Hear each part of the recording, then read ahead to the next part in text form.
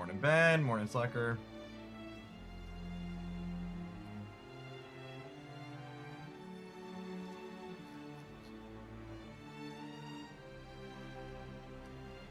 All right, let me grab the chat for the Shadowverse YouTube side.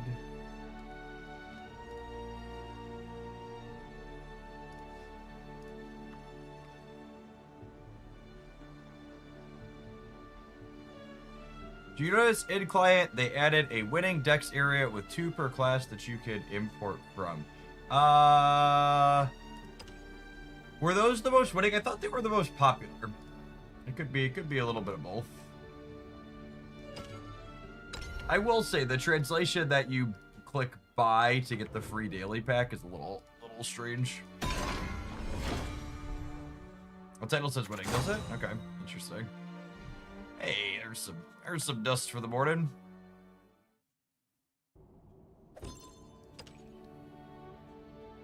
Yeah, I'm gonna keep buying the daily pack. Might as well. Own is cool. It has been a while. Thank you for the over 5 years. I appreciate that. Morning, good morning. Morning, amateur. Oh, it is called winning decks, isn't it? I think these were both roach decks last I checked. Is that still the case?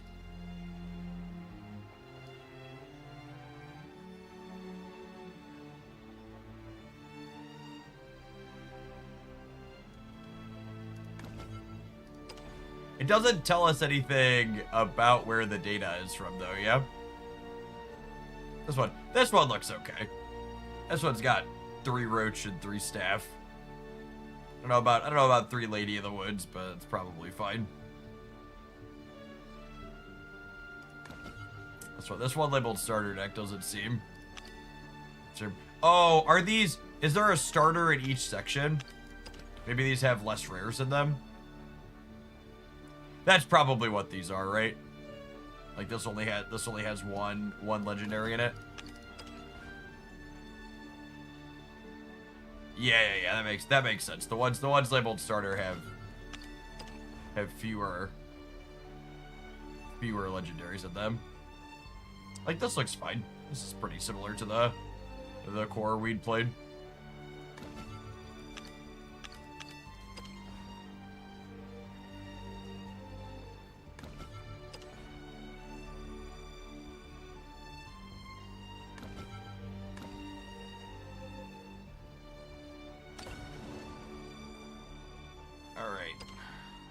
Of event. Oh right, there's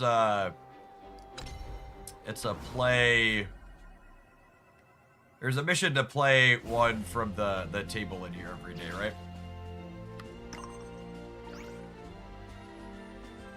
Play a lobby match without quitting.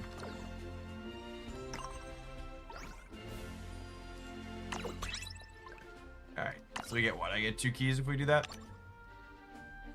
I'll slowly complete this one. Does this board reset once you make all the lines? Or I guess it finishes it once you make all the lines, right? Because you complete this, then it gives you a bunch all over. Is there a time limit on this? It gives you a legendary pack at the end of it, right? Seems like I want to do that at some point.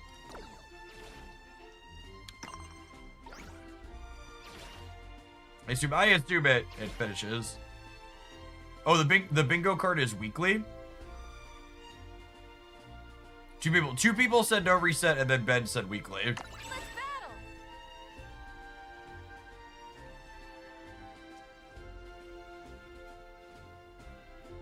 I've done it twice. Interesting.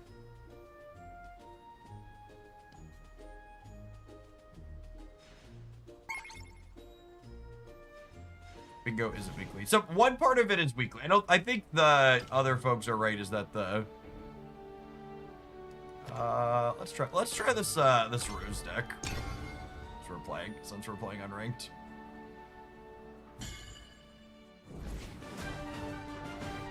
The missions for the lobby reset weekly, but the bingo does not. Okay, that makes sense. I would be surprised if they gave you 4 legendary packs a month from doing bingo.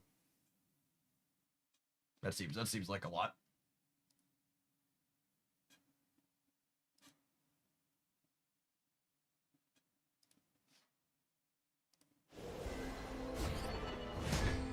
I long for sights unseen. We have much to discuss. Well, I think we probably don't want Rose Queen in the opener. This is a card that reads to be like, it's probably generically forestcraft reasonable. It adds a Deepwood Bounty to your hand, which is a 0 cost heal, and it draws a card, so it kind of sets you up for bigger combos down the line.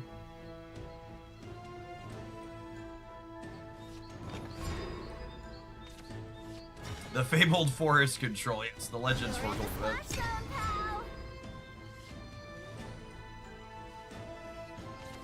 Looking for a spark of inspiration. Cathos, thank you for the 7 months. I appreciate that. Welcome back.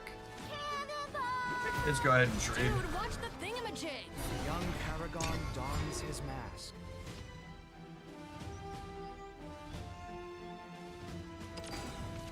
This kitten's got claws. I leave the rest to you. We're fine with that trade.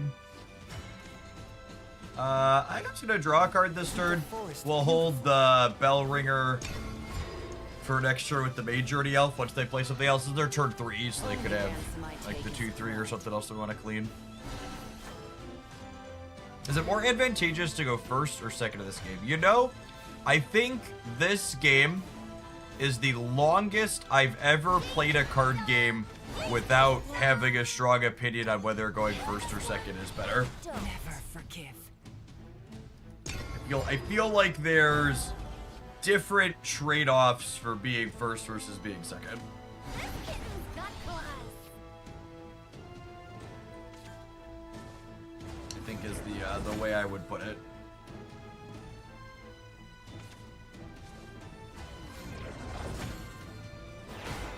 I'll always watch over you.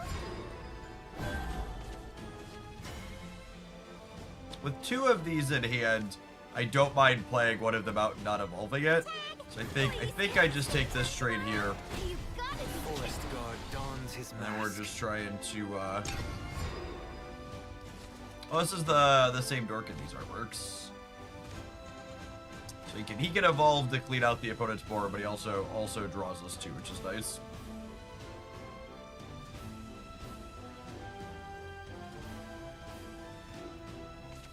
Currently, this world lacks inspiration.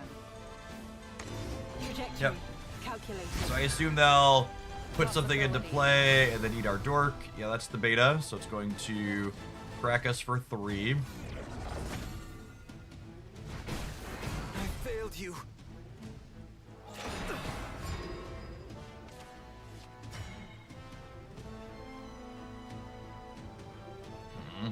So I need to clean up their board here.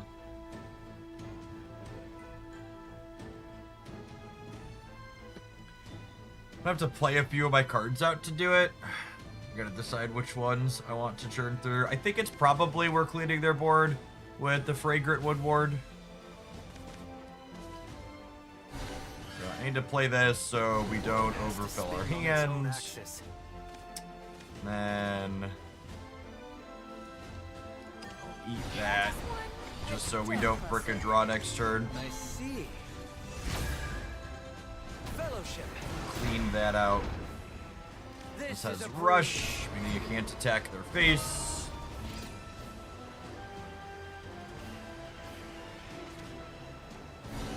I failed you. Want to try and keep our life total high, so that way we don't randomly die to their big mech. That cracks for 10, plus 3 on the super evolve is 13, so ideally we want to kind of stay above that breakpoint. I'm armed for a freaking circus.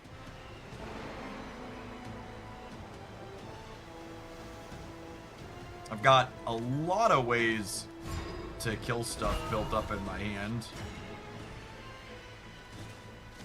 Honestly, it's a little overkill, but I think I'm actually just gonna play the crystal in to kill this and put myself back to 20. Just like I'm sitting on these 2 Divine Thunders, so.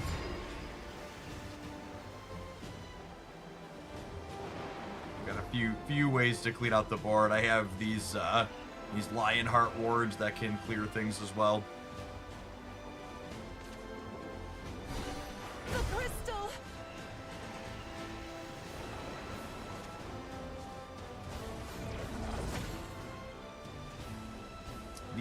These fairy tamers each represent 2 1-cost things. So if we find our copy of Rose, that's 12 points that they can represent. This burden is mine to bear. This might hurt. Hope is the greatest weapon we can pass on. That's very aggressive. I need an adult.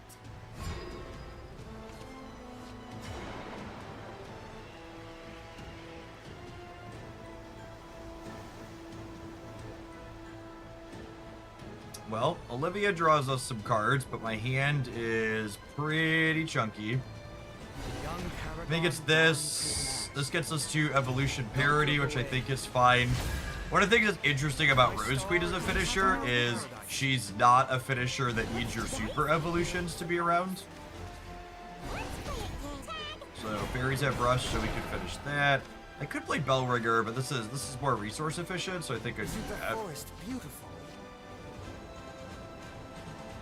Oh, I guess that being more resource efficient means it adds. I forgot that card adds a card to the hand because it draws plus it generates. So that's a mistake. I should have played the Bellringer.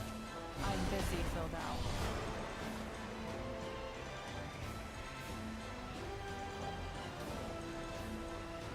I don't miss. So them using their super evolution first is good for us. Although they are hitting us for 4 points of I'll leave damage the here. rest to you. Our Olivia will answer their evolve very cleanly here.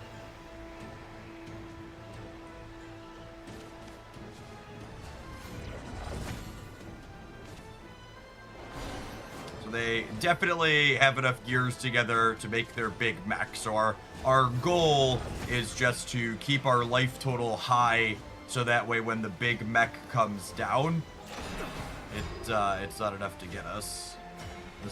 These are each gonna heal us a little bit more too, which is nice. So Olivia's gonna draw 2 here. So I wanna play a card out before that happens, so we don't overdraw. And she gives us 2 energy back, so I'm gonna go ahead and play the Bellringer out here. When she super evolves, we super evolve something else, which I think is this. I like having points on our one that has ward. And then I can throw rush into this, plus this one, and then this can eat this, and this can go to their face. The world is full of splendor. Even fate should follow my lead. So super evolved cards are indestructible on their controller's turn, so these attack in and they don't take any damage. Cleaned out their board nicely. We got a little bit of pressure to their face. I'm at 8 cards in hand, so I'm not going to overdraw next turn.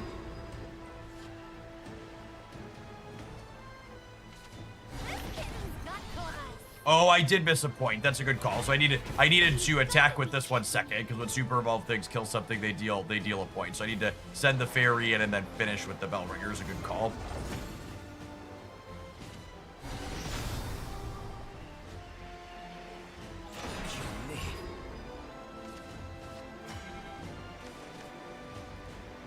Are they dead? 10...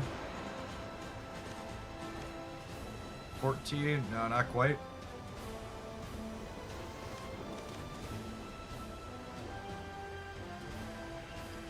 They're really trying to make sure they can burn us out here. All of our cards keeping our life total high is very ideal. Yeah, someone pointed out that this could turn into a card draw to overdraw, so that's a good call out.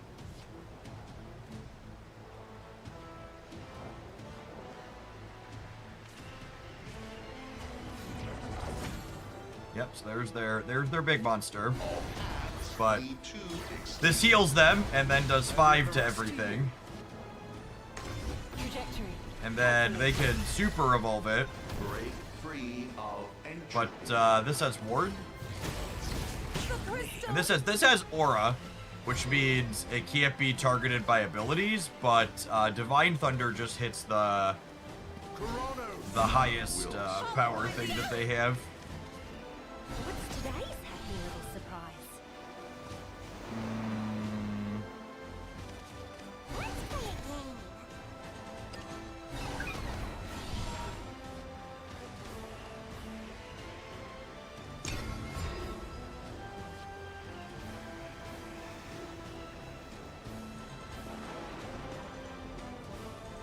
And this is the other side of trying to play a deck like this is, well, I'm on for a freaking circus. we survived, we ground them out, but I didn't actually need to get Rose Queen to do anything, right?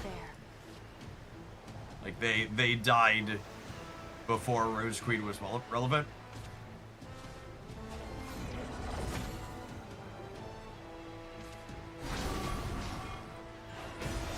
This is not the end. How does this work when I already have See. full energy? You put me to 13?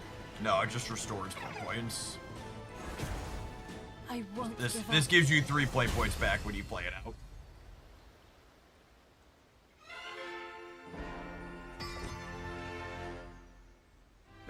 Look at all those prizes.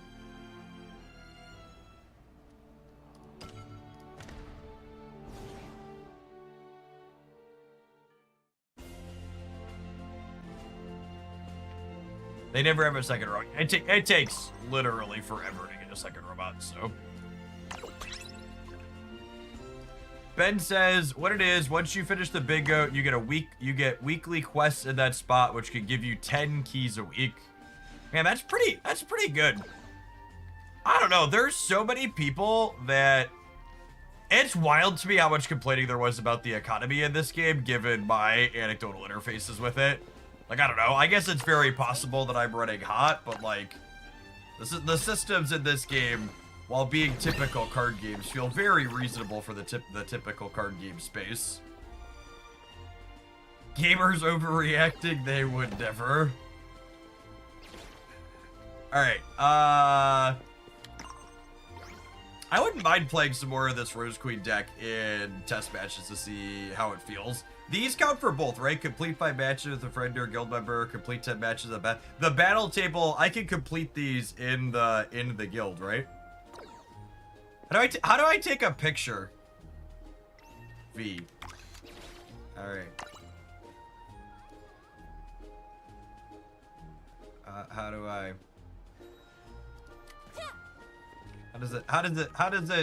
Well, how do I navigate the snap photo? F. Perfect. Save. I believe I have completed the mission we needed to complete. Did I not? Nailed it. Look at that. All right, cool. 4 lines of bingo. Oh, look at our pig crew possibilities. Yeah, let's go to both. All right, I want to go to the guild lounge. People who are in the Hoaglandia. The Hoaglandia guilds. I want to double check what uh-oh.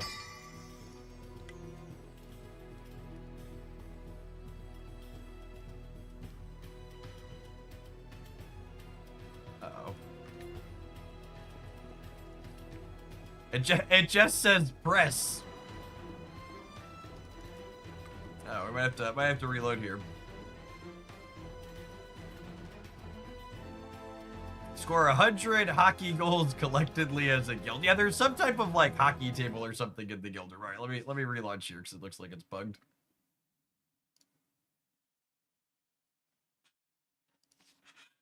For people that haven't seen the guild hall area, yeah, we can walk around that and then play a couple of games.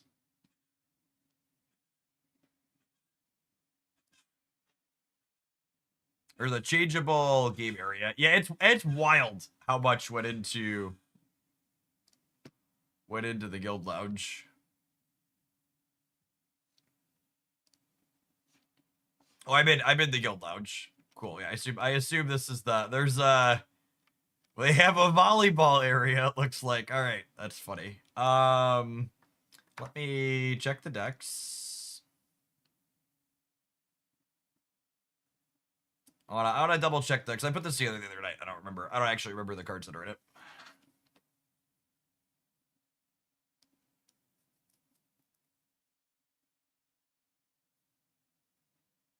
Any call outs or obvious misses here? We've got a bunch of card draw. I've got some Doom Blades. This gets a Steepwood Bounty.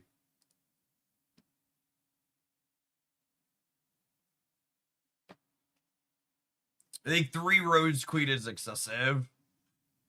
Yeah, I can see that. You just want you'll draw one of them by the time you need it. I kind of wouldn't mind an extra baby carbuncle. Oh, do we want the combo card that reduces something to 1 HP? That's an interesting thought. Is that just better than Lionheart Ward in this type of deck? That's probably better than Lionheart Ward in this type of deck, yeah? Yeah, Lily's great.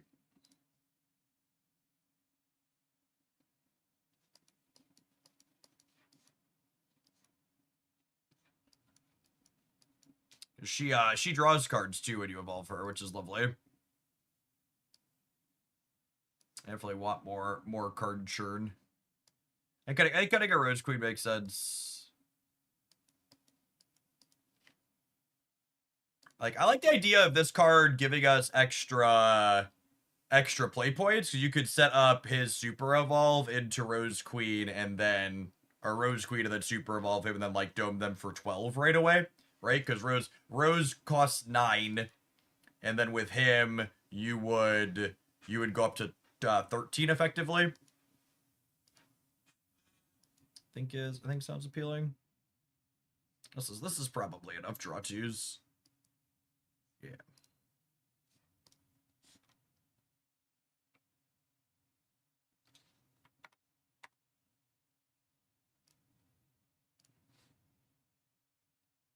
I want to go back to the lounge.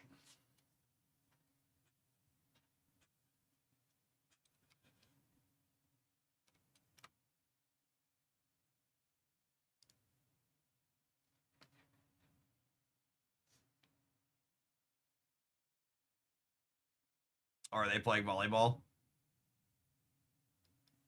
That's really funny.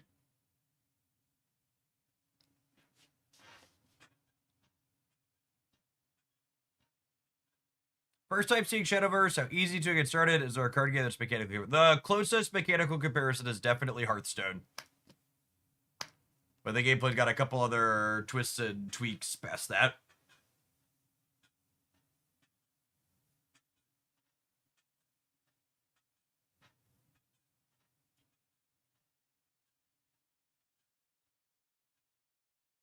Oh, have you all not had the game audio? Oh, wait, it's just because I just restarted it. Let's make sure you get the game audio here.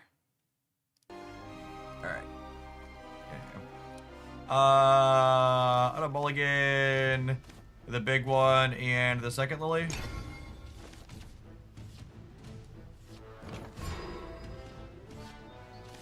So generally speaking, you don't want to play your fairy convocations early. Because 1, it fills your hand up, and 2, playing the fairy convocation itself helps you hit your combo requirements, which is how many cards you played in a given turn.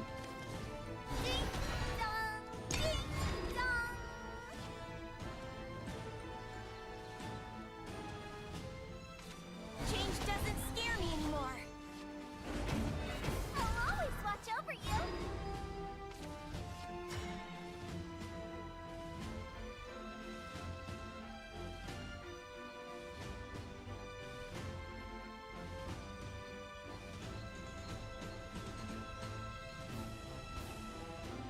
I wonder if it's crazy to just take a hit for the turn.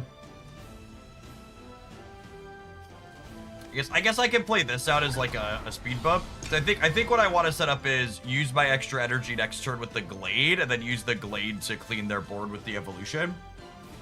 Churns through cards nicely. Only ransom I take is blood. Don't move. Yeah, and I really don't mind this Stream of Life here because this Glade Wood's gonna draw us up to 8 and it cleans the whole thing. And taking a couple of chip shots early doesn't matter because I have the Crystalline Forward here to gain some life back.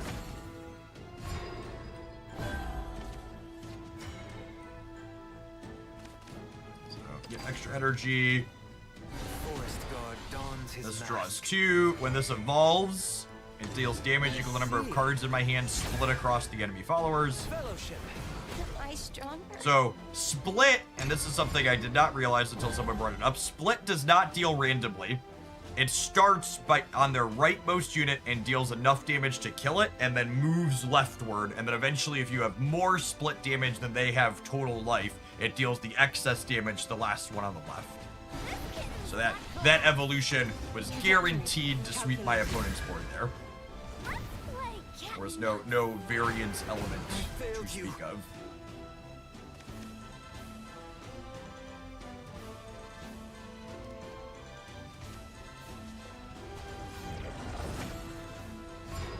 Managing our hand size seems to be one of the toughest things to do in a deck like this. So let's do the Fairy of the Pond, and then the Bell Ringer, and then I'm going to go ahead and play this, which puts 2 cards in my hand. But I'm actually going to go ahead and play the Deepwood Bounty to gain 1 right away here, because the Bell Ringer is a card draw on the board. So if they kill this, which is likely next turn, I would draw up to 8, and then I would draw up to 9, and I would overdraw for my turn.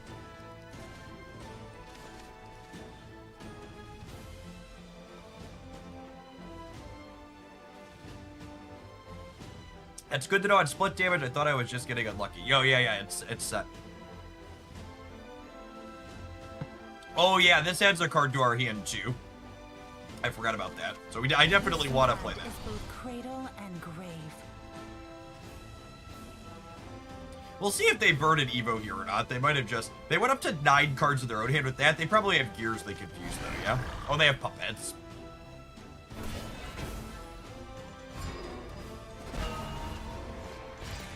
Okay, so I can definitely interface with their board a bunch. I'm gonna go ahead and tap their face here. This says combo 3, set an enemy's toughness to 1. So I could go play.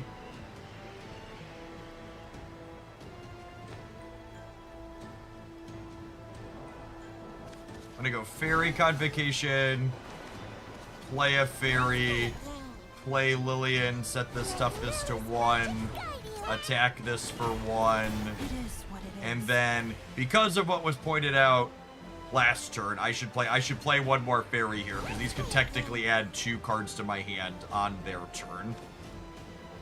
We'll assert dominance by attacking with the Bell Ringer, obviously. I don't need to attack their puppet because the puppets die at the end of my turn, so just let that one pass.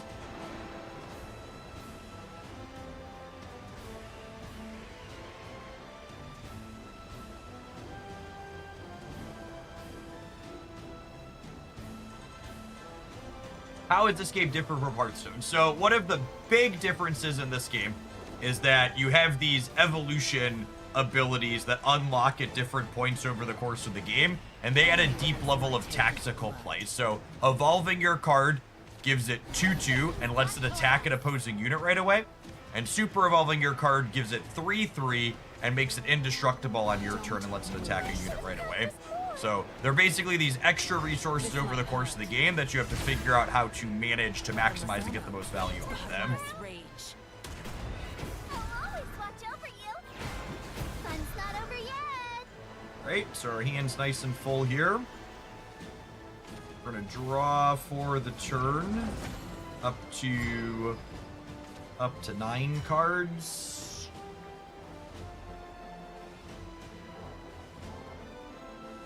I don't know that I want to burn my extra play point right now. There's much less RNG than Hearthstone 2 is very, very accurate. I think I'm just gonna do this and kill their 4/4.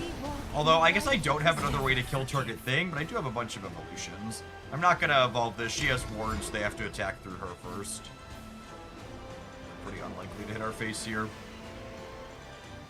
Yeah, most of the RNG in this game is card draw RNG, as opposed to RNG being baked into the actual cards. Oh, I guess this is the Orcus turn, isn't it? The crystal.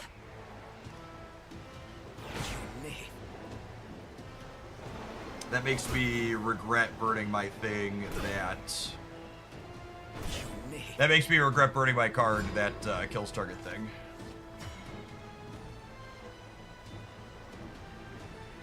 Alright, so what's the play here? So, Fairy means Olivia doesn't overdraw. Fly forth into an endless sky. Olivia says when I super evolve her, I super evolve something else. Oh, and this has combo 3, so this was a perfect draw. So I get to go ahead and play this, which targets this and sets its HP to 1. And then I can go ahead and attack and kill this. And then I can super evolve here, which super evolves here. So these both get 3/3. I'm gonna get an extra point here because it lets me play this fairy out. And then this fairy hits Orcus for 1. This hits Orcus for 7, and then this queen's here. I don't think they have enough to make their big dork yet. Oh, like I guess they only have 9 energy this turn, so I actually have a turn. Have a turn against their big dork. They're close. They're close on artifacts to fuse into the 10/10. I don't think they're quite there yet.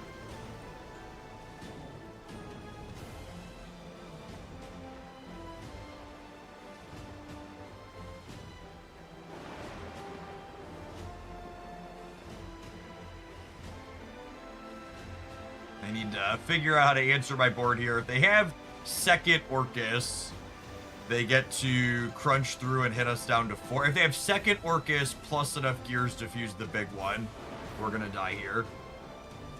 Unless I top deck another one of our ward units. I probably use my 6/8 that destroys the thing too aggressively this game. It would have been a good stabilizing tool. We could have used the amulet instead of the play point. Ooh, that's a good call. Yeah, I definitely could have done that. The curious artificer. How long are the turn timers? I don't actually know. They're pretty aggressive though. This is the first game I've ever played where in decks especially that are a little bit longer, I felt like I consistently struggle to have enough time.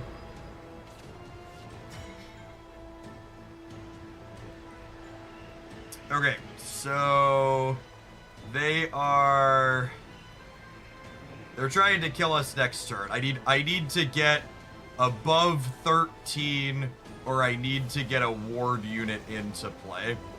I don't know that I could do either of those things.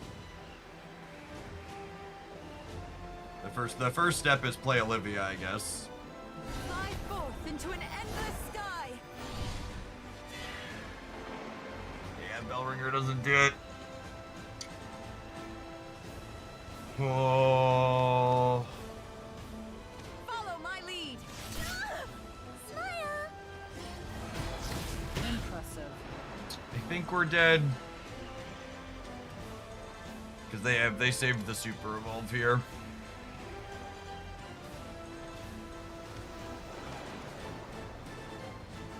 I guess I could do this, but yeah. Yeah, we're just in.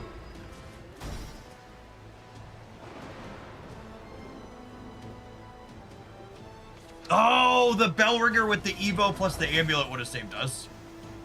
Fuck, great catch, chat.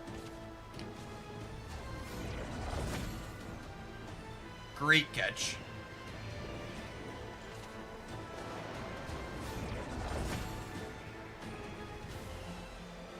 In my mind, the Bellringer wasn't enough. I haven't played enough with this card. So this gives it +1/+1, which would have, yeah, 6. 6 was the magic number. So this, I was so focused on, in my mind, a ward creature wasn't an out other than the big one. But this plus the Super Evo meant that, no, I don't think they had a puppet. They only played one. They'd only played one puppet maker, and then they played the puppet after.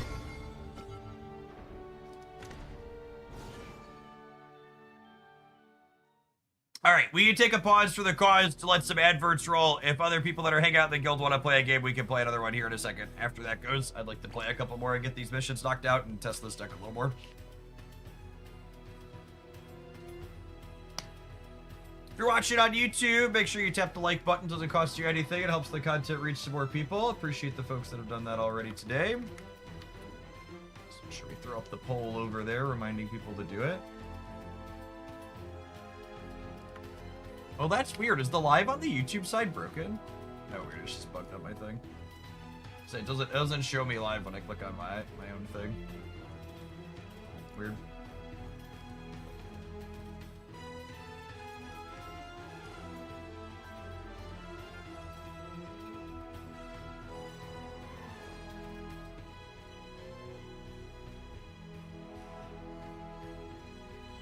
Yeah, it looks like it's up. It just doesn't show it. I clicked on the main page. It didn't show it as live.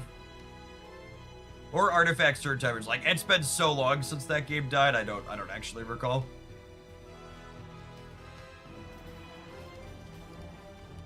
I challenge you.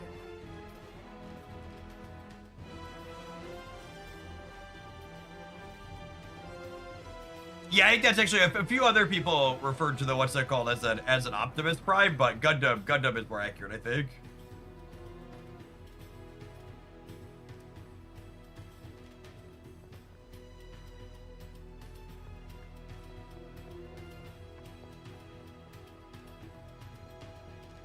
Hey, Meffy.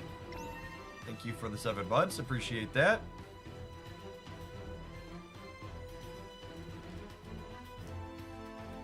I'm still standing there even though I logged off. Oh, that's interesting. What if it just leaves you in there? Or is everyone here logged off?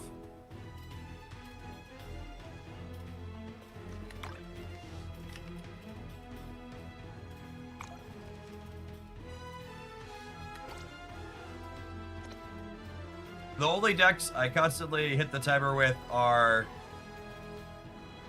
puppets and forest. Puppets I don't find too hard. Sometimes artifacts burn me out thinking through all the choices on them.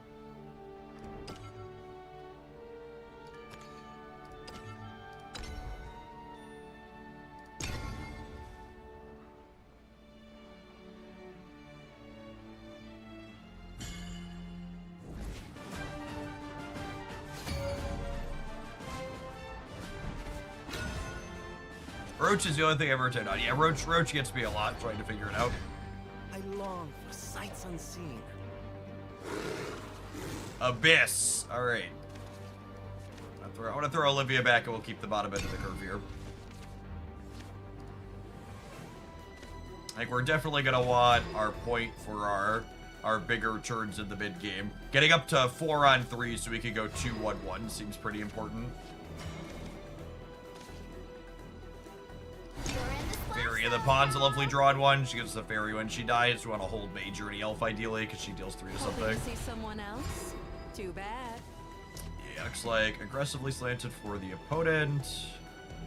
I think I'm gonna send 1 to the dome here, and then we'll play the bell ringer, and then with the fairy from this or even this, we'll be set up to get the extra energy on 3 and go 2-1-1 here to stay alive ideally. So what does this one do again? This one gives them 2 copies of Skeleton when it dies.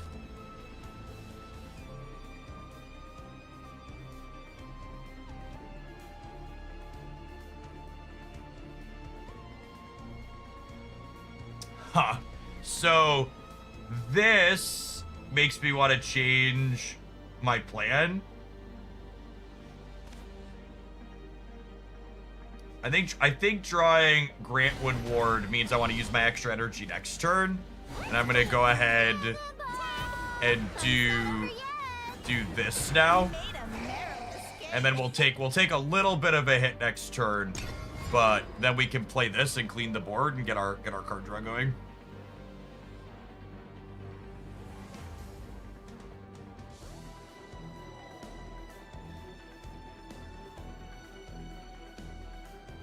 Anecdotally, it feels like there's probably 2 playable decks inside of each of the classes in this first expansion, which feels like a pretty reasonable amount given the size of the card pool.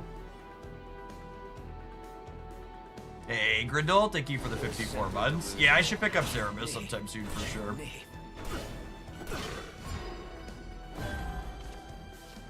So we'll grab our extra energy. We'll play the Gladewood. This draws 2, and then when we evolve him, it deals damage equal to the number of cards in my hand, split across the board, which is guaranteed to clean them out. And you can see it does there exactly what we talked about with split damage earlier. It did 2, 1, 1, and then the extra all 4 went to the left one. So split damage from cards like this is not random. It goes left to right, assigning damage equal to their toughness. Big Papa, thank you for dropping off that brand new Prime sub. Appreciate the folks that take a couple of buckaroos from Jeffrey Bezos every month and send them my way. You folks are a big part of why this is able to be my job. Thanks for keeping me around. Spend the witching hour with me, another betrayal. Hoping to see someone else? Too bad. Oh, wow. Okay, so this evolve gives them a bunch of bats. Me? I assume they're gonna kill my 5/5 here. They could go full face though too. I failed you. What's your name? And then they have a crest here that's hitting both of us for 1 at the end of these turns.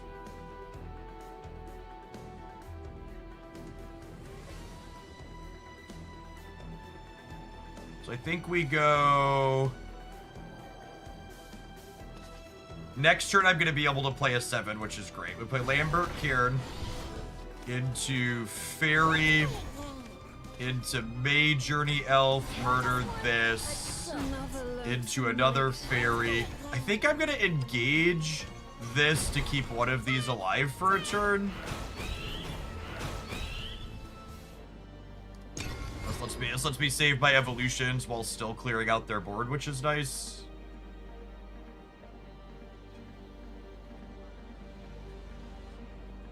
I have gain 6 queued up in my hand here. Each of these heal for 2. This does 3 to our domes. Then we take another 1. I'm taking 1 more from here at a minimum. We get our extra play point. I play this out, which kills this. In the light of the crystal. You know, part of me wonders if I'm supposed to burn and evolve just to keep this bigger.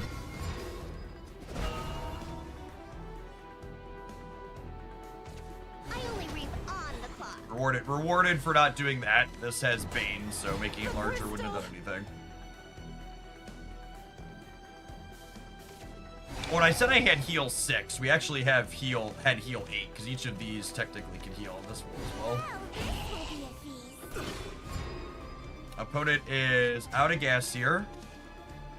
Our life total is a little precarious. This game is not over yet.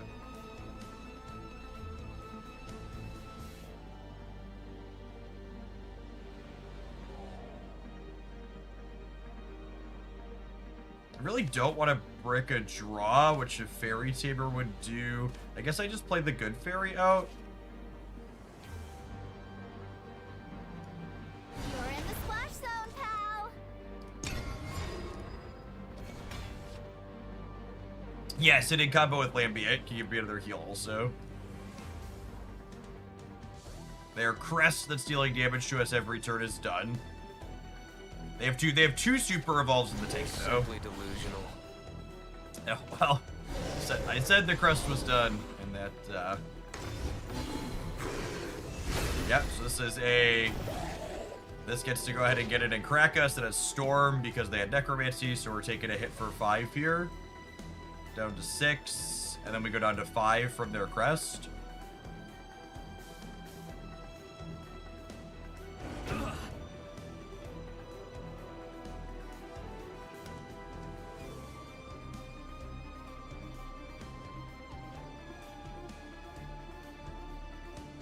Do we kill them on the backswing? We actually just get to pivot and kill them on the backswing, right? Okay. This is not the end. So this is a small mistake for my opponent, and this is an interaction that's not super obvious, so it's good. It's good for people to know about. When your thing is super evolved, you can actually target it with the things that kill your stuff, and it doesn't die. We walk in the light of the crystal. So they could have kept their 3-1 here.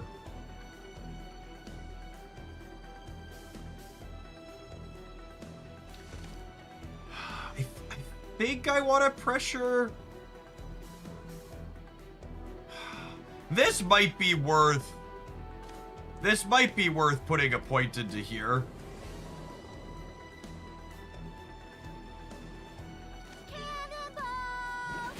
Okay, I think I'm gonna make this big, just for the sake of requiring the most possible to get through this. Yeah, I don't expect the opponents playing Cerberus. They're playing the lower to the ground one here. Alright. Punished for using the evolution, but I can't take the evolutions with me, so I don't know. I don't think we're gonna live to use all 3 evolutions either way. It's possible I should have evolved this to hit their face to apply pressure that way.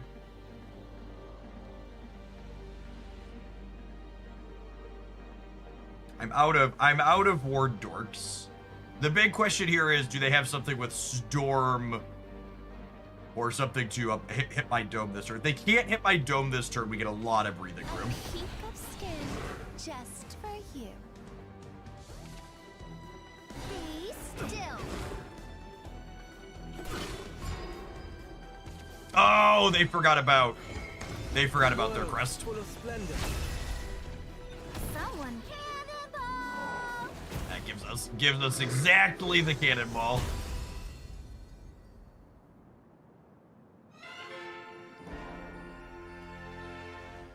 Cannonball! All right, are there any other gamers? I think I need 2 more table matches. Are there any other gamers hanging out here that I haven't had a chance to play yet? I challenge you.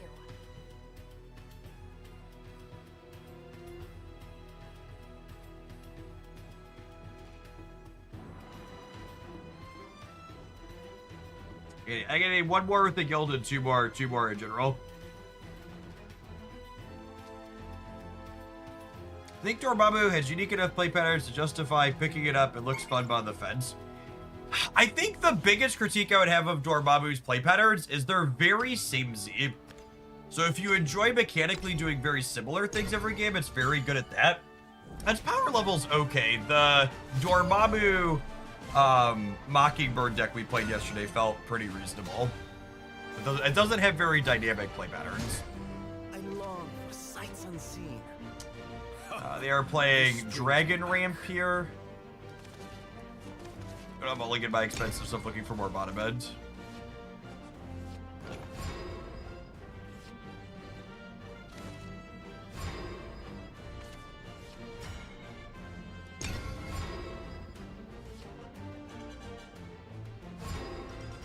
Are the avatars locked to certain classes? They are, yes. What's today's happy little surprise?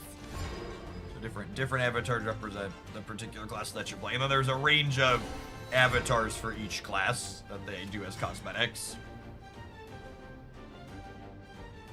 Oh dear. Got playing the baby out, and then we'll... Am I playing a fairy? I don't know that I am. I kind of want to save the fairies for my combo turns, yeah? I'm not in danger of overdrawing.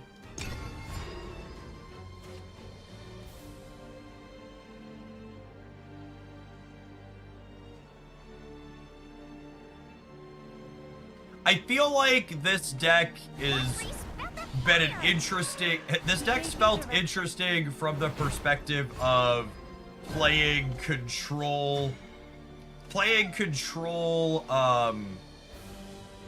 forestcraft is kind of interesting, and this has felt all right from that perspective, but it hasn't felt particularly, what's the word I'm searching for? I haven't felt like, I haven't felt like Rose has been useful at the top. Like our deck is surviving and like doing decent controlling things, but so far we've been closing all of our games without Rose being relevant. We're just like grinding them down with like Olivia's and the other draw two. No evil shadows on my watch. What does this one do? This card is discarded. Give a random allied field on the follower +1. Oh, that's deep. So they were probably playing the staff then. This card has really impressed me. Has really impressed me too. She seems particularly strong. My hand's not super impressive right now. We're just gonna go ahead and Divine Thunder here. I think clean that out, and then we can pressure their face a little bit.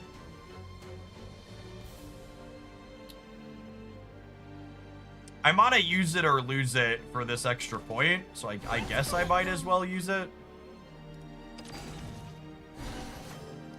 It's gonna, you get 2 extra points over the course of the game when going second, with the second one refreshing on turn 6, and if you don't use your first one in the first 5 turns, they don't bank up. Woo! Let's get scorching!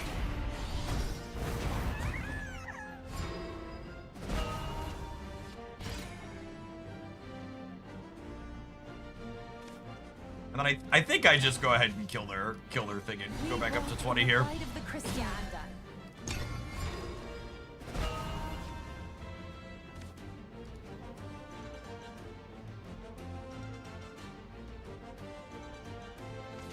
Just point me to the nearest dragon. So this would imply they're playing a little bit of a bigger dragon deck.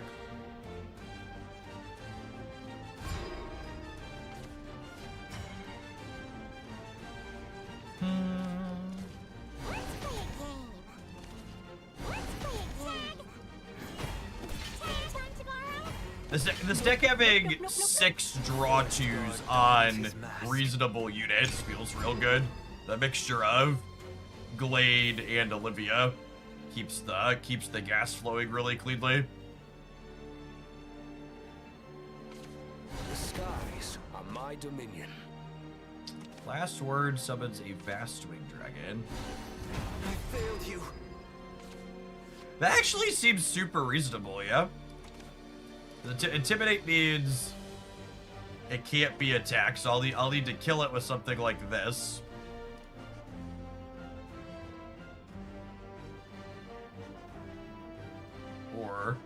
Or the Divine Thunder. That's gonna get a crack in at my face. I think I'm gonna have to finally. I think I finally have to burn an evolution here.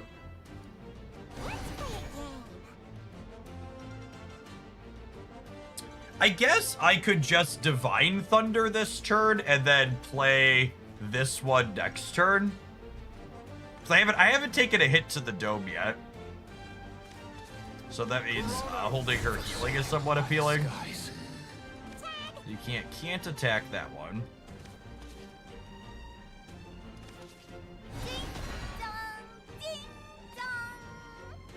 This will put me up to 7, and then if this dies, I go to 8, and then I draw to 9.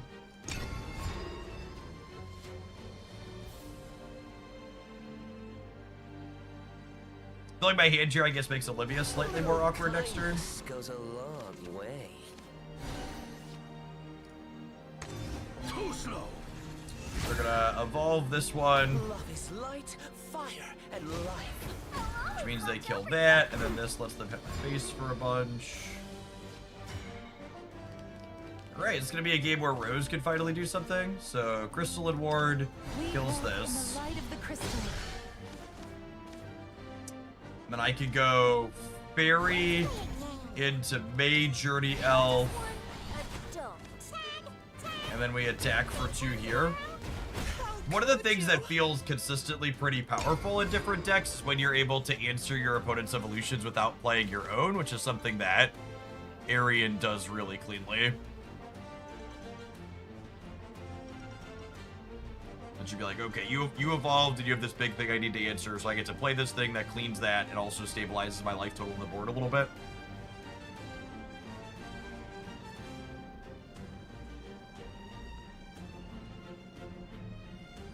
So Queen, this is our theoretical finisher here. She transforms all of your forestcraft cards that cost 1 or less in your hand into bramble bursts that deal 3 damage to something. I need an adult.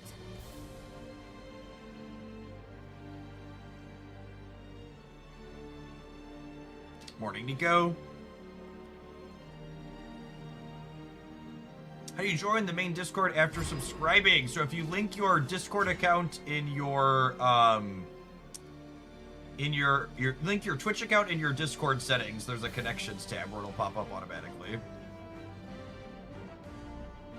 Gosh, them having nothing here probably means they're cooked, yeah? Yo, actually, I should have evolved to correct them for some extra damage there. It's the first time I've seen that animation. That's pretty fun.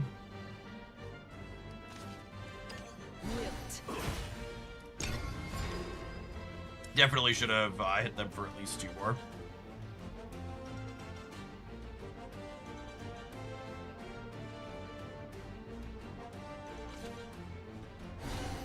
The crystal! Got any questions for the Draco Guru? Witness my A goal. little bit of heals there is good for them. Give thanks to the Draco Guru. Beautiful. So we need to go Olivia. Forth into an endless sky! Draw a couple of cards. We'll go Bell Ringer. We'll evolve this, evolve this. Even fate Bryn, shall thank you fall for the to almost this 5 blade. years. I Follow my appreciate that. Welcome back. And we'll go Fairy Tabor into Fairy Convocation.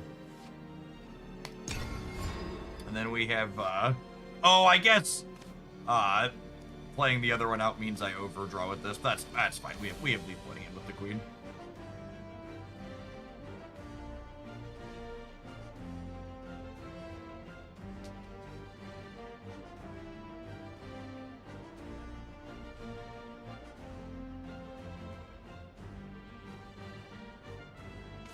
The winged musician dons her mask.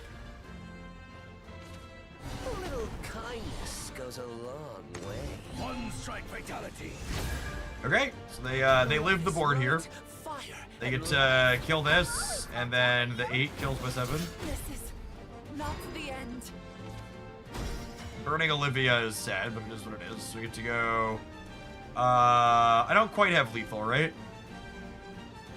So this attacks here, A dragon. and then this can kill this, and then we play Rose out, And resist who Scarlet gives us 5 deal 3s in our hand for next turn. I'm gonna go ahead and make her slightly bigger to hopefully avoid any surprises. And then they have to gain some life. We've got 15 to the dome queued up in our hand here, basically. Just point me to the nearest dragon. Wilt. Wilt. You think they're going to wilt yet? Wilt. A journey of 1,000. So anyways, we started blasting. Rose closing game out. We probably would have been a lot more back and play 10 spells. Rose is just like, check. I got you on that one.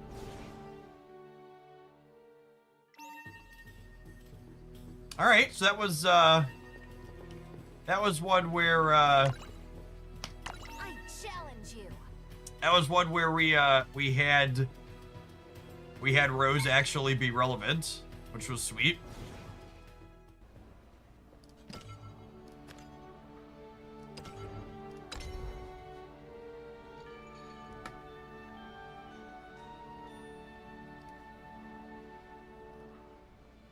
Oh, should click the ready button.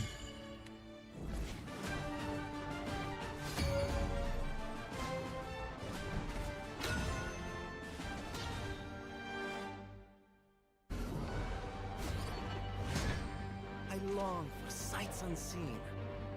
They're swordcraft, so we're full mulliganing for might be a little. I'm gonna keep the fragrant wood ward. I think he's gonna be instrumental in stabilizing the board for us.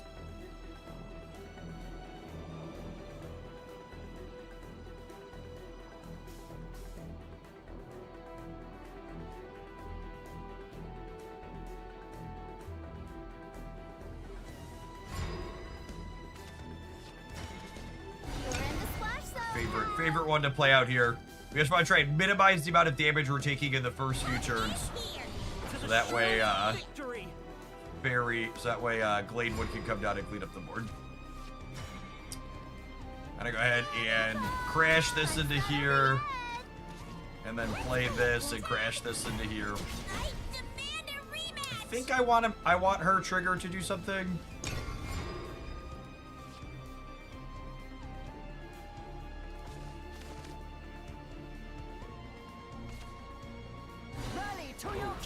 Forged in steel.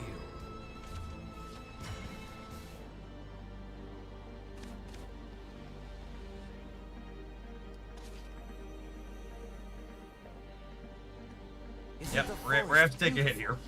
They thankfully don't have an evolution this turn though, so we're gonna take a hit of at least 4, and then Gladewood's gonna come down and clean the board. Yep, this is I like their using their pressure here. So we'll tap this, gets us up to 5 energy. This draws us up to 9 cards. I evolve this, which means we clean their board because it does 9 damage split across it. And then we'll make sure to play the Deepwood Bounty, which heals us for 1, and more importantly, it gets our hand no longer capped, so we won't brick a draw next turn. We fear the dark because it can't me aid you. Steel.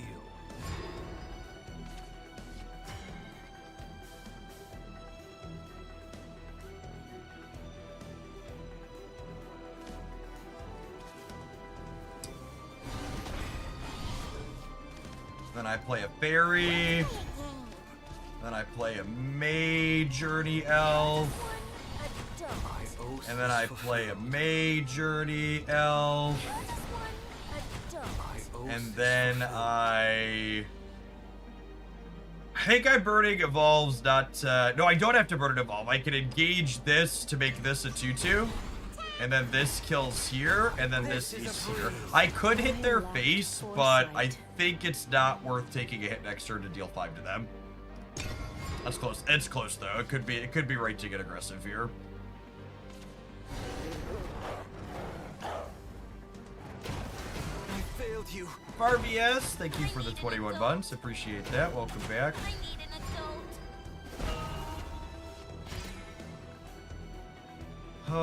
So I have the extra point here, but I don't know that I want to burn that right now.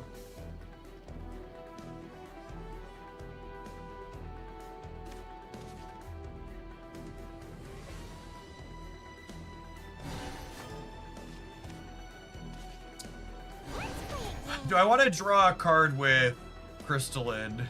I think I do. Setting this to 1 doesn't really matter. They haven't used any of their evolutions yet, which is a little scary. But with cards like Arnlin, I can catch up on evolutions pretty cleanly.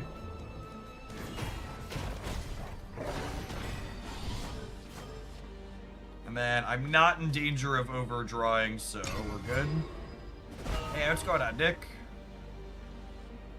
Is this new? Yeah, so they released a refreshed version of Shadowverse about 2 weeks ago.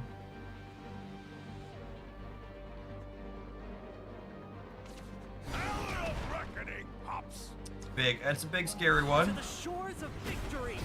Gonna clean some of our dorks up here. I guess dork singular. Do I want to play this? I feel like I want to save her for clearing out an Amalia that's likely to be hiding in my opponent's deck. So I think I'm gonna go good fairy into regular fairy into Lillian, set this to 1. We'll have the fairy rush this down. Overconfident. I think I want to just keep cleaning, keeping their board clean, and I think we play the baby and pick Lily back up. That way we can set something else to 1 with her in the future.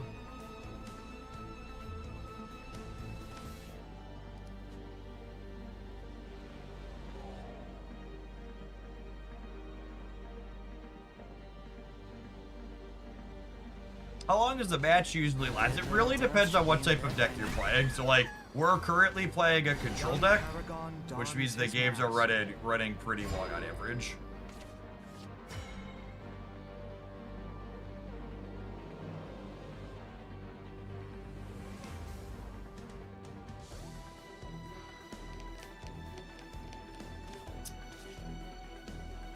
I think... Oh, I forgot this can't target this. It's Intimidate. Or Ambush. Being selected for enemy abilities or attacked by enemy followers. So... I could burn a Super Evolve on this, though, yeah? Journey's over, Phil. And that'll murder their stuff. The world is full of So splendor. super evolves, trigger regular I'll evolves. leave the rest to you. Cannonball!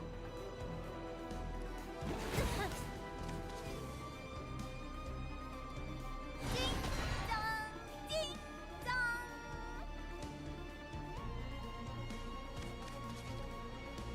dong. Am I making 1/1s here? I think I'm making 1/1s here as well. Opponent has all 4 of their evolutions still, which is a big resource. I've been burning through mine kind of aggressively. Oh, you know what? I shouldn't have made these 2 fairies, because if they kill this and this, I burn a card draw now.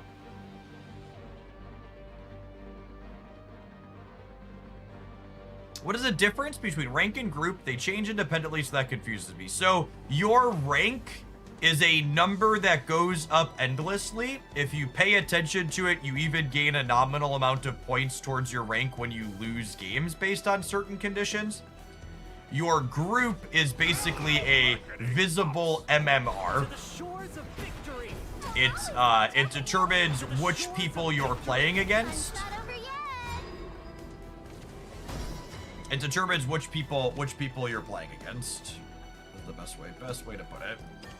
We walk in the light And of the crystal. your group also, what's what I'm searching for? Your group also makes it, I can make words. Your group also is your modifier towards how many points you get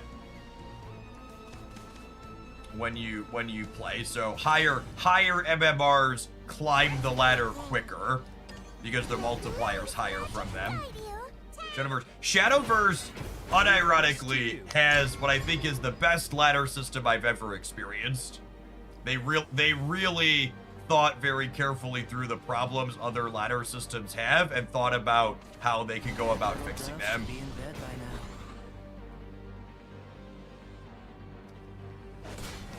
now. Not all is The Lord lost. Commander dons her mask. Dons. Reason. To the shores of victory. In comparison, Pocket Heads, one of the worst ladder systems I've ever experienced.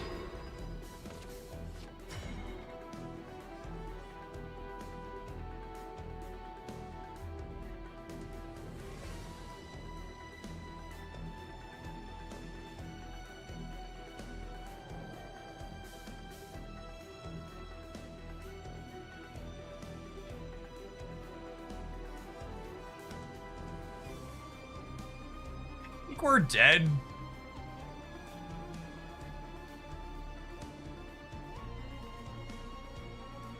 I could rose and kill something, and then I could burn something, and then she's a 9/9 with ward. So, like, maybe that steals it from there. There's a question of, do I want an extra burn spell for next turn?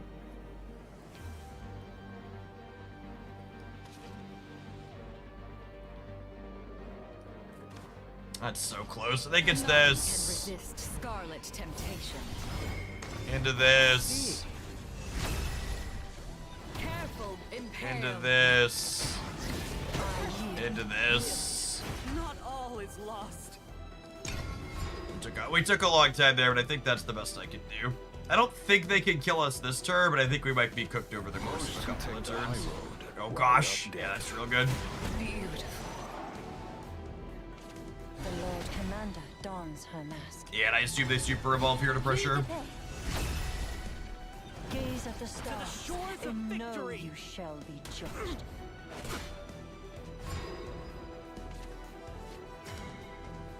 I'm out of super evolves at this point. So this is we talked about how I was burning my evolutions early, and this is just like the downside, right? Into an endless sky. We get down to the end here, and I just don't have tools to stabilize. This deck's probably bad.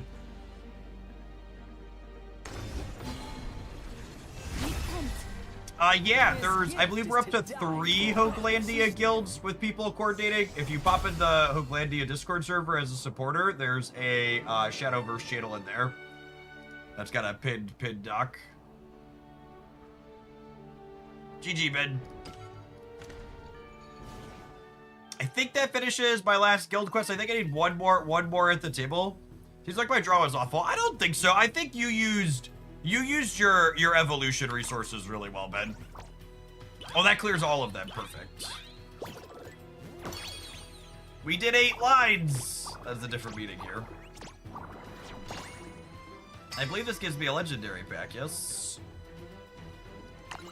That's a bingo.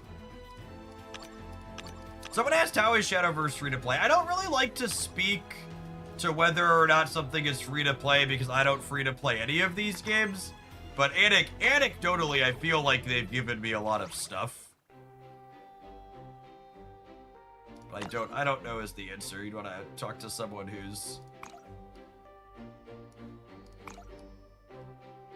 We're going to dress our man. I mind that one.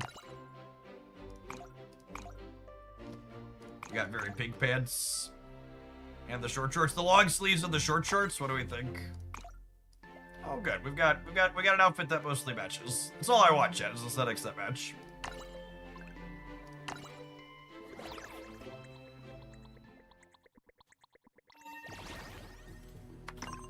We need a sub goal to dye your hair blue.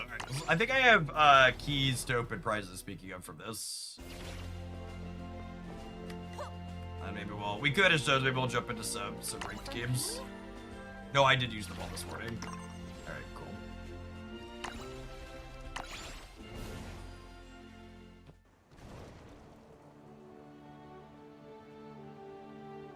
I'm free to play and have almost a full collection after a few days playing, including a couple of playsets of legendaries. Seems pretty good.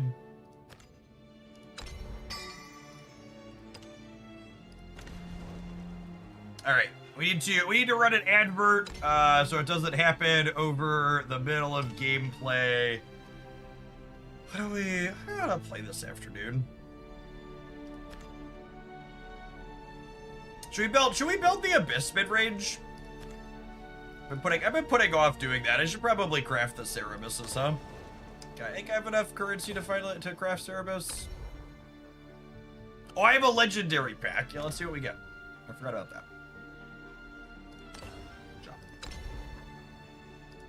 Ooh.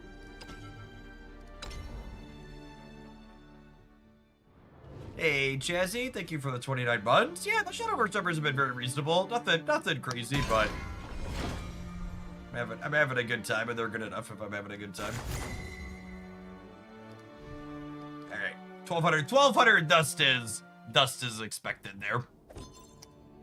I have most of the legendaries at this point. I think Cerberus is like one of the only ones I don't have 3 of at this point.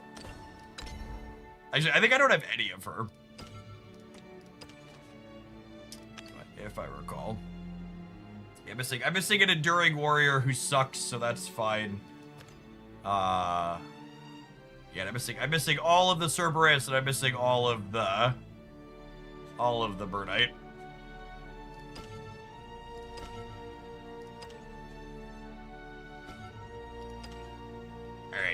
I'm gonna do this. Grindle, are you still here, Grindle? Can you tag me in a deck code for your favorite one? I'm gonna run an advert, and then we're gonna play some Cerberus when we get back. Sir, thanks for hanging out. Don't go anywhere, gamers. If you're watching on YouTube, tap the like button. It doesn't cost you anything. It helps the content reach some more people. Appreciate the folks that have done that already today.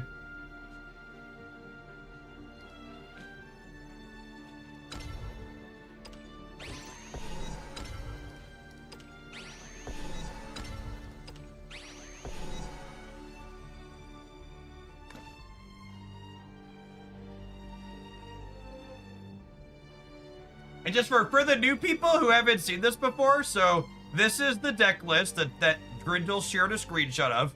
I'm gonna download this picture of the deck list that they sent, and then I'm going to import this deck list from the picture.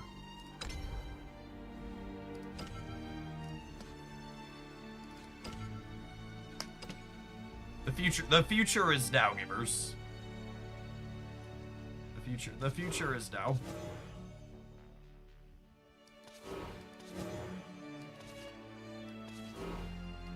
What is this wizardry?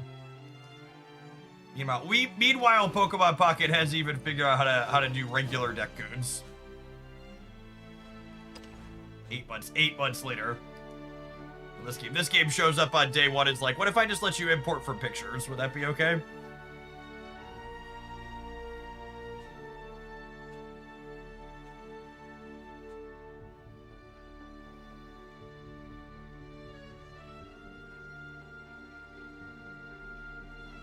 To every single person in chat that's telling me this is very simple to do, I'm not arguing that it's complicated.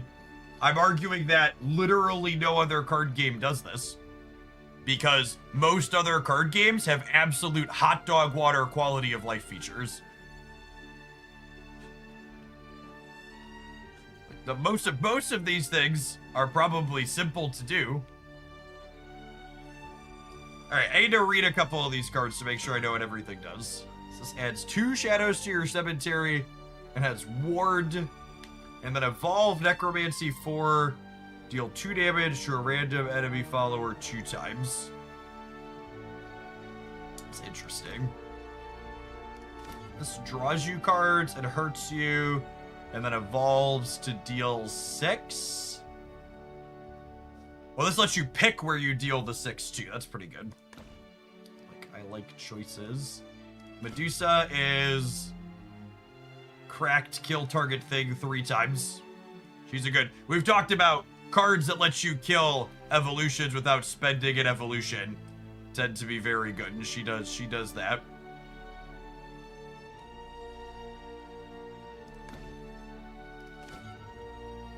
Cerberus gives us a 2/1 and a 1/2. And then she necromancies to give them 2/0. So if you have 6 things in the bin, she'll give you a 4/1 and a 3/2. And then when she super evolves, she can bring them back. Do they come back with the attack bonus or no? Are they only the 2/1? They don't come back with the attack bonus. So that's still pretty good though. Because you get the damage back to their face. So if she comes in with the necromancy, they have rush. They attack for 4 and 3, and then attack for 2 and 1. So you attack for 10, you gain 4, you deal 4 to them, and then her super evolve also is a 9-pointer to crack in. That's a pretty large amount of stats.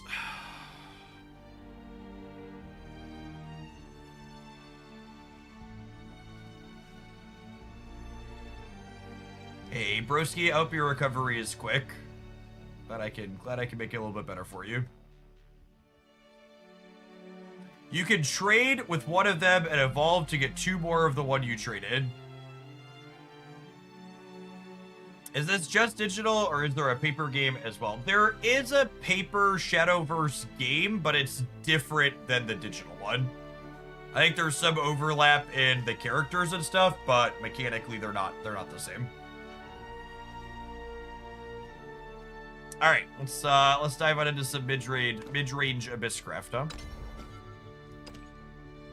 Well, I think we'll jump right into rank with this. I think this one's probably grindy and fun.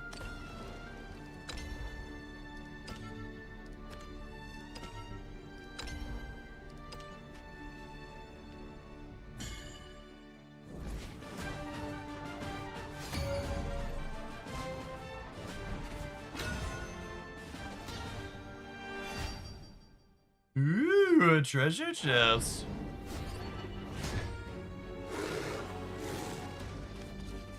We have much to discuss. I think we're full mulliganing here, just looking for the bottom end of our curve. Perfect. Twosies sound lovely.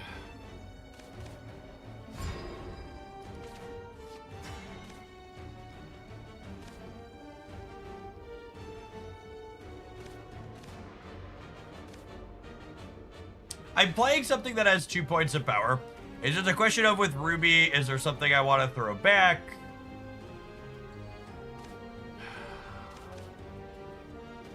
I think throwing back the Rage of Serpents is probably fine here. I think I want the bigger, grindier cards. Rage of Serpents is kind of our finisher in a way. It deals 3 damage to something while also dealing 2 to ourselves. It's like kind of a jump up and get you kind of card. I think I'm gonna leave the onus on them to attack our stuff here since we're going first. And we can be a little aggressive. Change doesn't scare me anymore.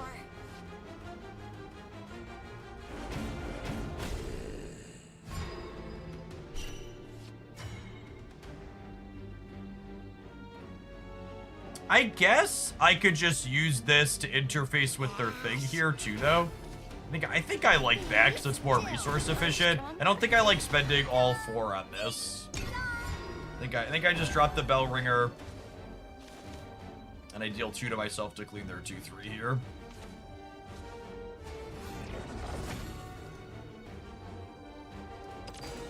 Yes, this game has 36 deck slots in it.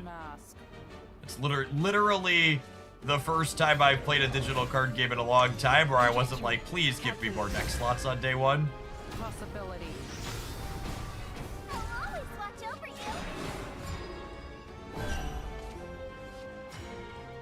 you. Ooh, that's a lovely one. So this deals 7 damage, split between all the enemy followers. And then I can evolve this to finish this one off. They have 10 altogether.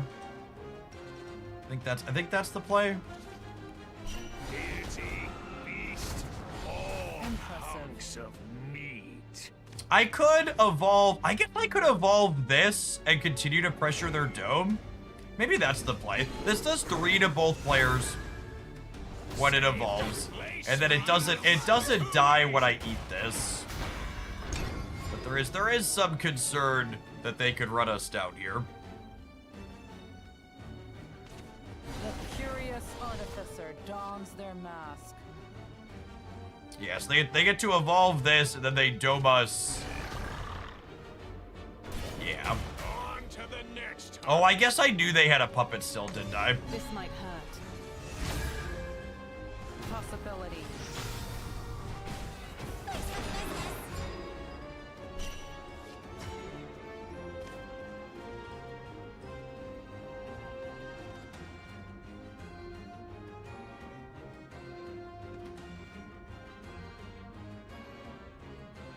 So this is 50% to clear their stuff. Oh, you know what I could do?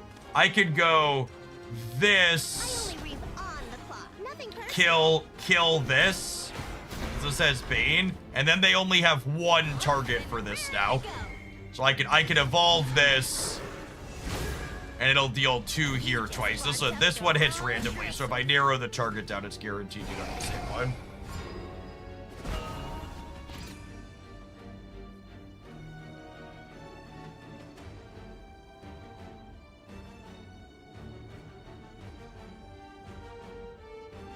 next turn, I will be able to heal with Olivia if that looks like it's profitable. But I do also have this Mistress of the Fang tier, who with a super evolve could storm it and crack them for 6 for some surprise damage.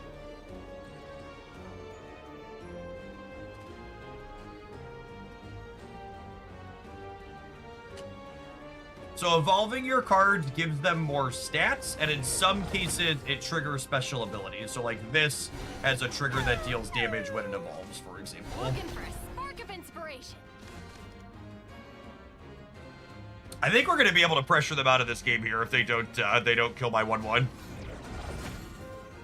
Yes, the player going second gets to evolve first as a balancing mechanic. So Olivia here, speaking of effects when you evolve, Olivia says when you super evolve her, you get to super evolve something else. So she's going to make my skeleton a 4/4. And super evolutions, in addition to being +3/+3, when they kill something, my opponent takes a damage, and they're immune during my turn. So now we put them down to a nice clean 6 here, which means Mistress plus my super evolved next turn can finish this out before they get going. How can you be so sure in your convictions? Okay, so that's a good one for them. Don't miss. That heals them, Ambition. and when she evolves, she kills 2 things. Is Cerberus enough to close it? Probably, yeah.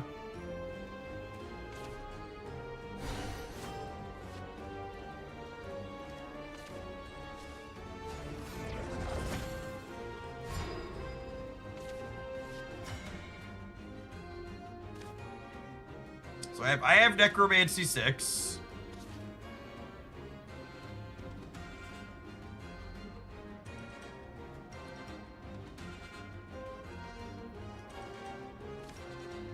But is Cerberus enough to close things out with them long term?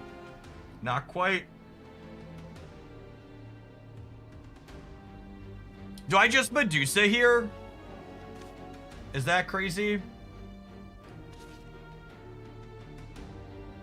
I think I like the idea of Medusaing here. Although, one thing to note is they're two turns off. They're 2 turns off of playing the big robot. I lost my strengths and gained a heart. Let down your guard. Trajectory. Calculated. I want to be heard. Let down your guard.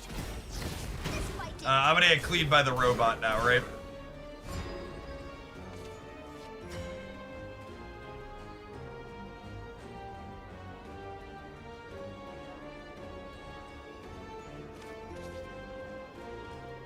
Chains to ash and boredom to dust. Let's toast them. We can quit tailing. So these Roll over.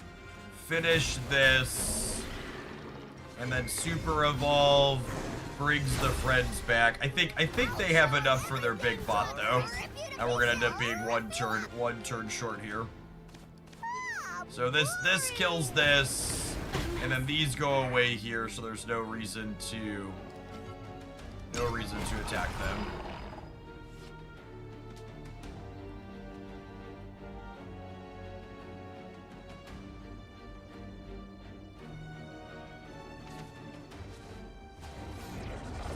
I wish I had a log of which artifacts they had in their hands so I could know.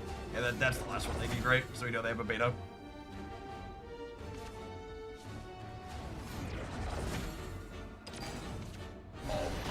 Yeah, I don't know. We're gonna play a couple of games with this one. Maybe I'll let it lose 2 or 3 ranked ones, but I feel like that game is kind of a textbook example of why I think Cerberus and Medusa are kind of clunky. Because this deck, like, straddles this line where I wasn't aggressive enough to be able to close there, but I also wasn't remotely controlling enough to keep up with the top end that they had there, right? People telling me there's a battle log to figure out what artifacts they have in my hand, you're very deeply silly. There was a lot of stuff in that battle log, and trying to parse through in a reasonable amount of time while the timer is going on is not a real thing. Don't actually me. It's not an answer.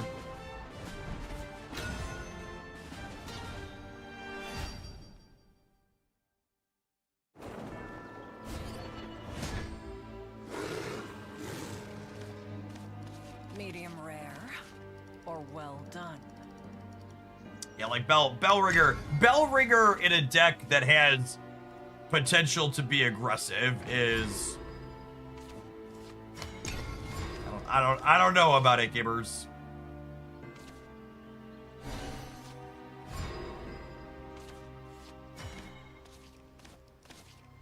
Plant YouTube.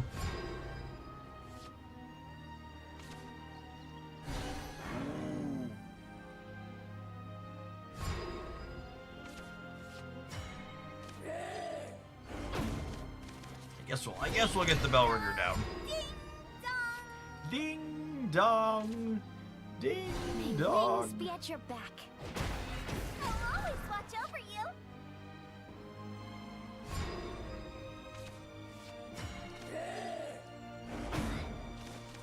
I think this is like, we're gonna kill your thing to keep our 2/2 alive, then we'll play another Bellringer to soak whatever you're evolving from, but if they play like the spell boost 2-drop that deals 3 to something. May wings be at your back. Yeah, right? And I'm like, you know, I'm kind of the beatdown.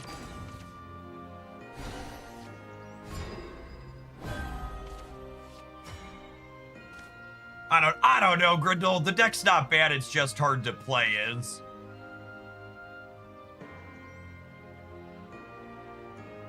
It's also a matter of like the thing I'm talking about with the deck feeling a little awkward like in this game and the one against the last deck we played against. It's not about pivoting, right? Like we're playing matchups where the opponent's deck is just bigger than ours, so we're never pivoting. It's that we need to be bigger. It's that we need to just rush them down.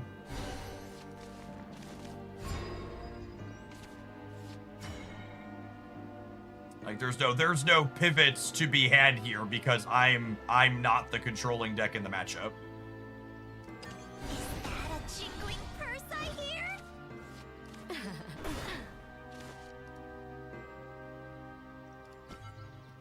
Upon the bulldrose.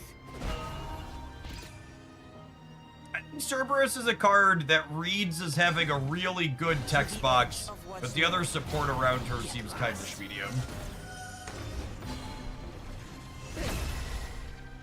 Crawl like the vermin you are. Do you consider evolving Leia? Nah, I don't think she needs to evolve. Thanks for the business. Alright, I mean, I guess Medusa looks really good here. To stone or swallowed She cuts through their super evolution very nicely. Into the night. Is her voice line be swallowed? Am I hearing that correctly, or is she saying something else? Okay. Ready, Graham? Right behind you, man. I'm gonna go out on a limb. I'm gonna go out on a limb and say the devs knew what they were doing. It's be shallowed. Okay. Be shallowed. I totally believe you. You're done for. Defeat is not an option.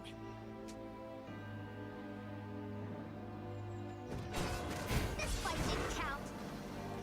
All right, kid. Cerebus grind us out here. We have Chains to ash and boredom to dust. we have our necromancy, so I can go ahead and hit this here. And then I'm gonna send the 4/1 into here. And then we'll super evolve here. I'll char everything to a crisp. Rip you to pieces. So this cleans here. This cleans here. This cleans here. Okay, I mean, we're up on evolutions, and we're up on board, and we're up on life total. To the edge of what's known. Get lost.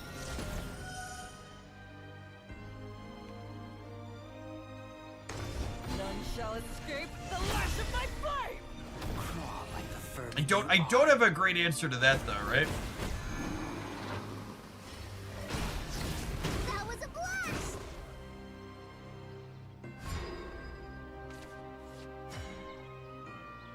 So I mean, I guess Olivia cleans it out for the most part.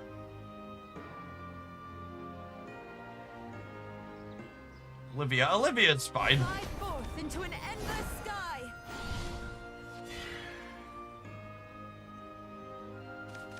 And then we could go.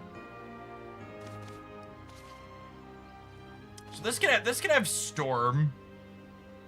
But I also just use Rage of Serpents to finish this. I think I gotta play this one and save the Storm card as a surprise for later. Rough and raring to go. So we'll do this, which evolves this. This also has Ward, which is nice. Even fate We might be okay here, gamers. follow my lead. Into the night. Do I want to take 2 or do I want to spend the Devious Mummy to kill this 2-1? I think I need to kill the 2-1. The question is, how do we want to do it? I think I'm gonna use the Rage of Serpents. Be So. still.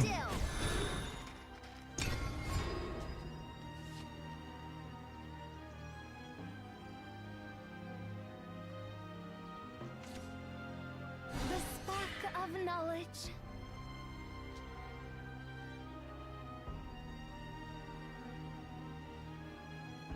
And they're out of super evolves, which gets a lot of their bursts down. This is a lot of time. They might just be dead here. They need their 1 energy deal damage to something to kill this to then evolve to trade here.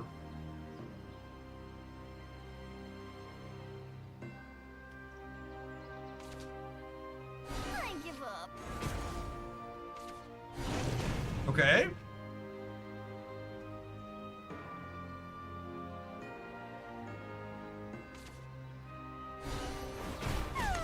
That's what they needed. This is not the end. Oh, that even lets it live. That's fine though, yeah? We just do this.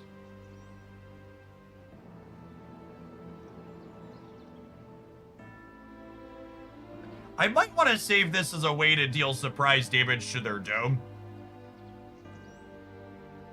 What if I Medusa? Stone or swallowed whole? She kills these. And then I play this, which has Storm. And then I give it an Evolve to crack them for 4.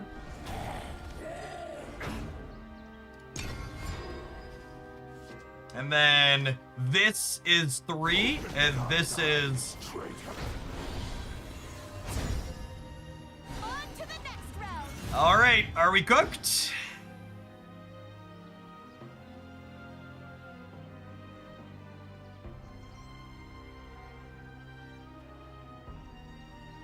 How good was the reload?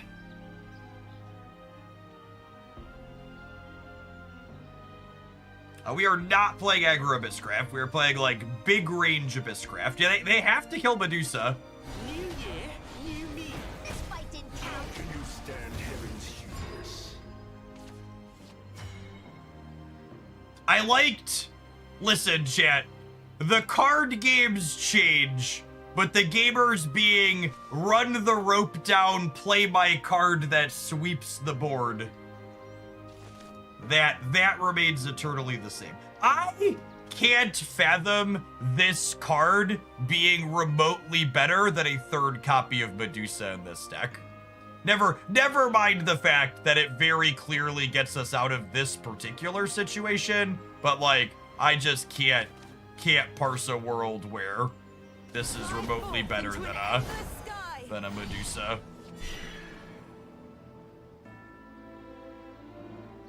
Yeah, we're just dead.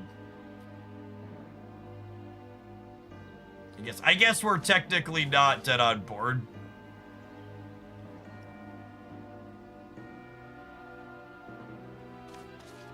I only reap on. No, we're technically not dead on board. We're dead to a stiff breeze, but we're not dead on board. My language. The guidance awaits.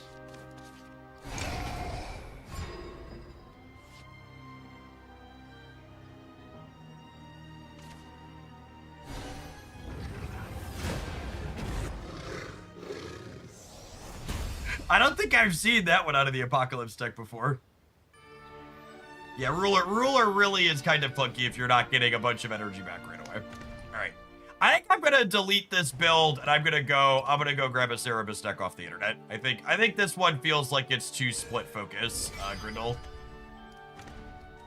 I think we've got too many things that are kind of low to the ground, and then the Medusa split. Well, people have asked me where I've been stealing deck lists from. I'm gonna run and do that. So, what was it? Shadowverse. What was the website I was using? So this website is not very data driven, but it's better than nothing. It has oh, hey, look at that. I totally didn't know that was set up.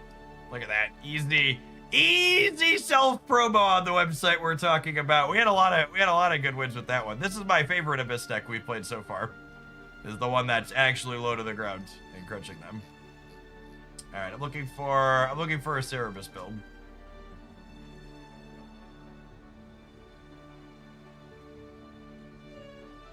Yeah, something like this seems all right.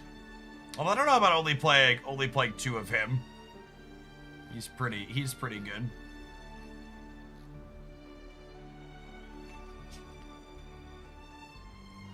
I feel like if I'm playing, like, this is another one that's like very split focus, right? I feel like if I'm playing 4 Cerebus, or 3 Cerebus, I want to be playing 3 Medusa. Is what my gut tells me.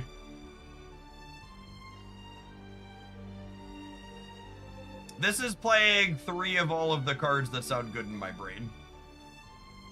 So I think I'm gonna grab that one.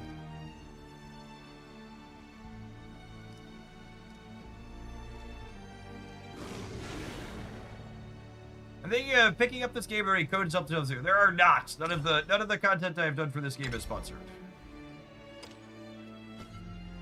I've just been playing it because it's sweet.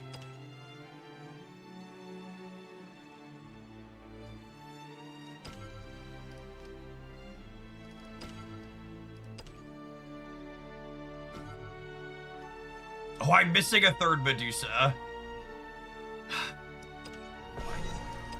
Fine.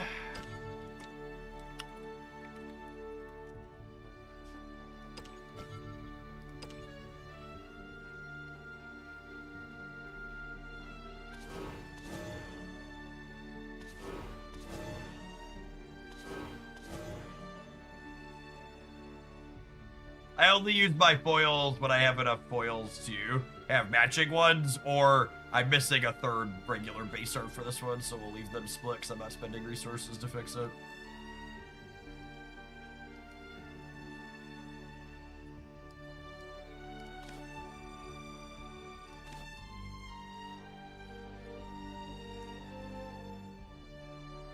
The Little Miss Bonemancer and Shadow Crypt Memorial are interesting inclusions in a deck that doesn't have ways to sacrifice them. But I guess they're just like all right for helping you interface with the board.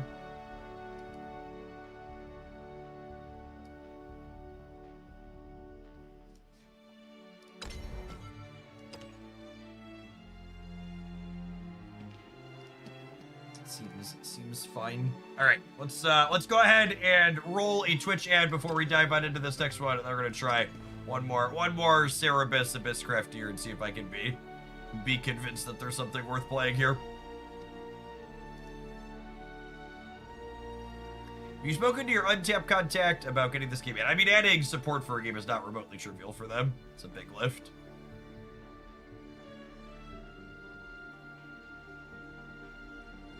If you're watching on YouTube, consider tapping the like button on the live stream. It doesn't cost you anything. It helps the content reach some more people. Appreciate all the folks that have done that already today.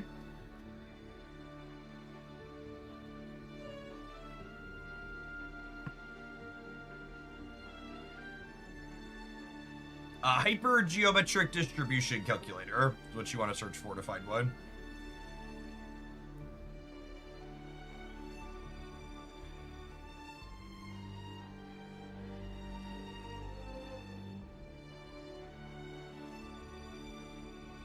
How do you get How do you get, you can zoom the QR code too. That's funny.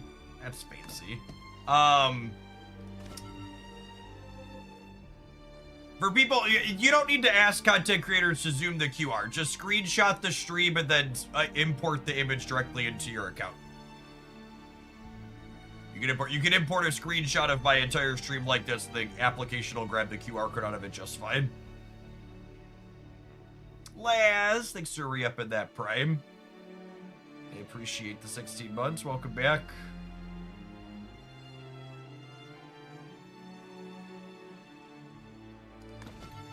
All right. Let's spew a little more, shall we?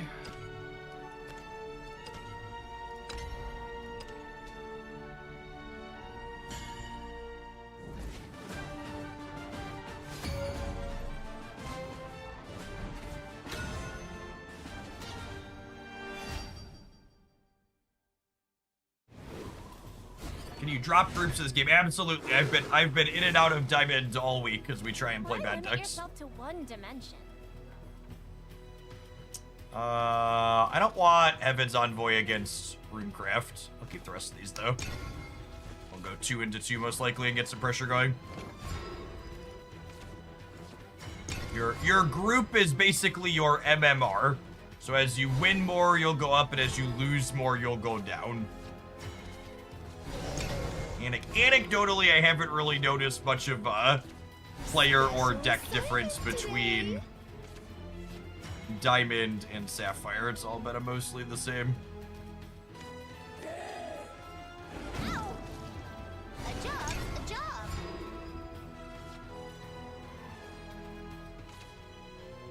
May wings be at your back.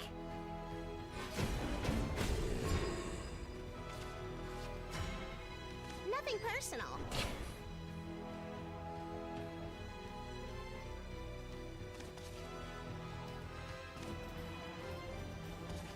This isn't amazing to play out here, but I kind of just want to spend my resources. And the healing's not going to be as valuable in this matchup as it would be in some others. This evolution is really good for them. Oh, I guess she has Bane though, so these don't. She doesn't say she gets to eat my thing, but she doesn't eat it. She just trades. The only real similarities between this game and Marvel Snap is that they're both card games. This game's much closer to Hearthstone or Magic the Gathering.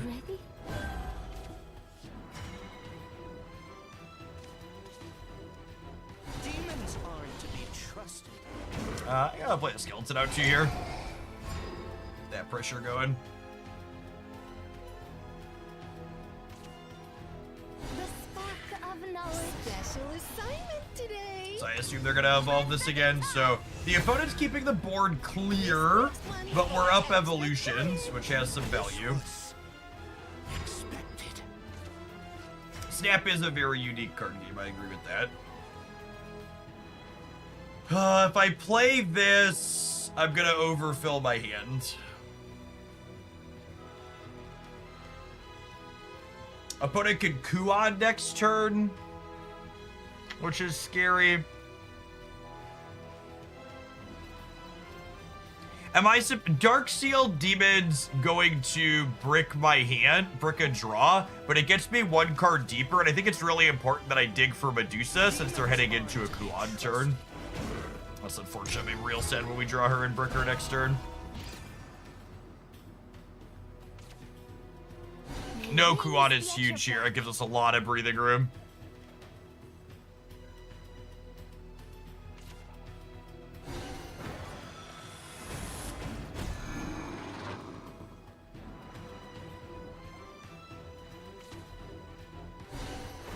This was expected.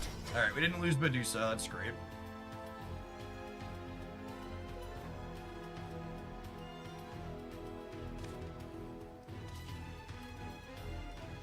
Rough and raring to go.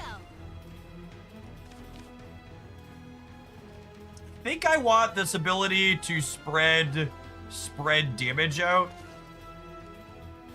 I don't get to be particularly resource efficient this turn, which is unfortunate. See, Mogwai's playing Shadowverse 2, game's catching on. I think anybody who played Runeterra once upon a time is gonna love this game. This feels like the game Runeterra players have been waiting to follow that one up. What's known. Get lost. Okay, and then having Ku on this turn is a little bit less scary because I can Cerberus to crunch through it now. Oh, they didn't evolve. Oh, well, that's great.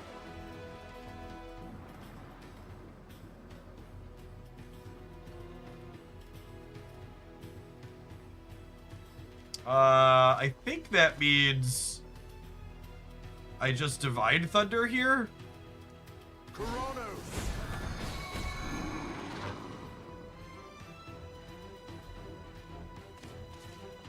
Young Paragon dons his mask. Be still. Into the night.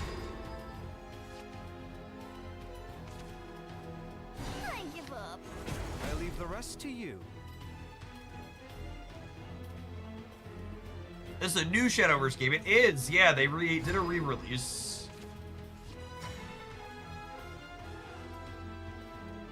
Is that crazy to just play Cerberus naked on the board? I guess I can Olivia. Fly forth into an endless sky.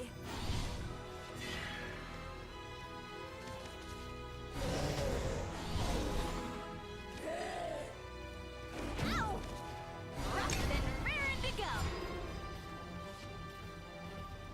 Playing Cerberus naked is definitely a TOS. Thine eyes, traitor. Alright, do they have the thing?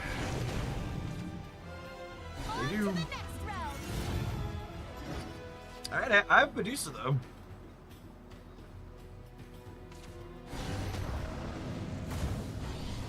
This is not the end.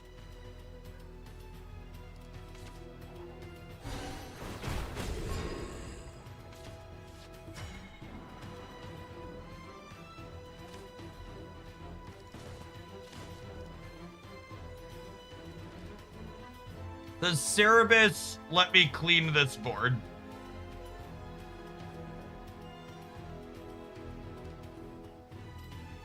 Not quite, right? I have to Medusa. The problem is I really want to get above 10 here. But I don't think I can get above 10 and clean their board. So I can answer their board. The number one thing you need to understand about this game, if you haven't seen it before, is very regularly boards trade back and forth each turn. So this Medusa kills something when she attacks it. And she attacks 3 times, so she's a board clear. The back and forth gameplay is you clean boards out every turn. That's the problem, is they have a 10-10 with Storm. I really needed to be able to get up above. I really needed to be able to get up above 10 there. I did not have any healing accessible to me. See, I don't even think other people have called it Swiggy or Haymakers the TCG. It's really, if everything is a Haymaker, nothing is I feel like the appropriate way to put it. Like, the gameplay is just so drastically different than most other games. Cerberus has healing. So again, Neo, when we go back to look at that board, Cerberus doesn't kill their board. So I could not both clear their board and had that, which, yes, goes back to that. If I had played Cerberus on an empty board, maybe that was correct. But instead of playing the Cerberus, I played a card. Instead of playing the Cerberus drum step, I played a card that healed me for 2. So it's the same. I played a card that healed that turn. So the dogs had the extra attack power, but I didn't have enough to clean their whole board, even with the super evolution and the necromancy, because they had 2 6 toughness things and a 10 toughness thing. So the dogs are 4 and 3, which means they clear 1. So again, for people that are only half paying attention and trying to critique my play, please stop. I would ask that I appreciate pointed constructive feedback and finding better lines, but please at least do me the courtesy of making sure you're suggesting legal plays that make sense. Backseating is welcome, being wrong while backseating is not.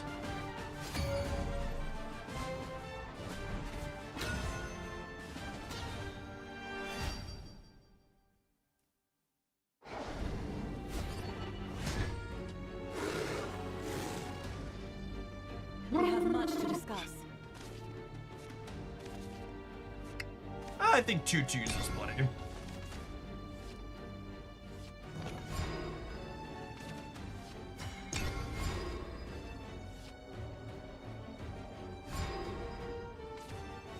There were so many people who were big mad that I rated Cerebus and Medusa low in my tier list, and really playing with them for the first time, I'm feeling very validated.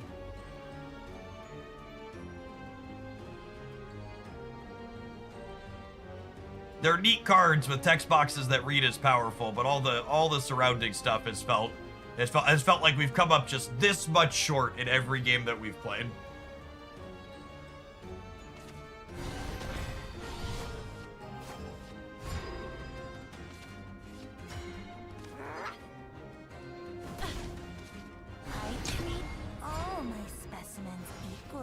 Yes, comparing them to Janine, I think, is very accurate. Just a card that is such a powerful text box, but all the details around it. Like, these are cards that are probably going to be very, very good when we get another expansion that adds some powerful stuff for them. But as of right now, they don't seem amazing.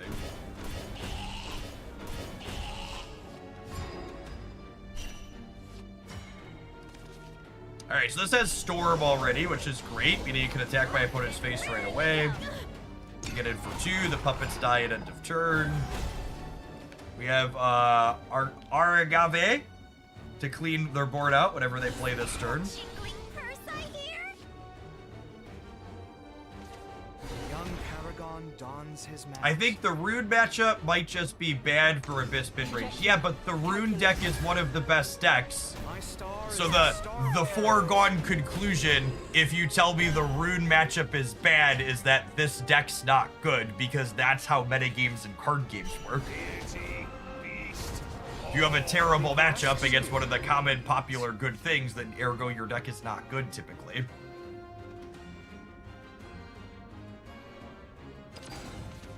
Soon, these strings will be around your neck. Alright, so we're gonna play a couple of puppets and kill my 4/3.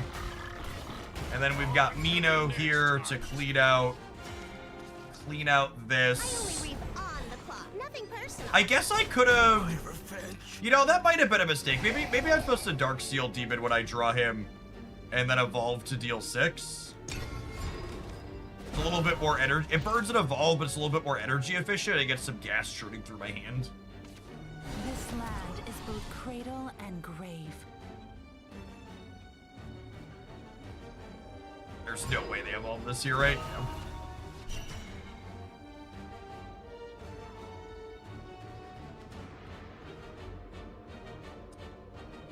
I don't think I want to use my Super Evolve aggressively on this to push damage just because I want Super Evolves on this. So God, it's so close. So I might just put them in range of being able to actually kill them with the Cerebus as the follow-up. Maybe I do. This is what I love about the evolve mechanic, is decision points like this. Is there's so many choices the way I can play this turn because of these mechanics sitting here and how they interface with my cards. So they take 1 from that, they take some from that. And now even this is a choice, right? Do I play Minnow out as just another thing on the board, or do I play the Rage of Serpents and just dome them? I think I want to save the Rage of Surprise. I'm gonna play Minnow out. I think I just want more numbers in play here. Cerebus threatens a bunch of damage with her reanimate. This is not the end. Yep.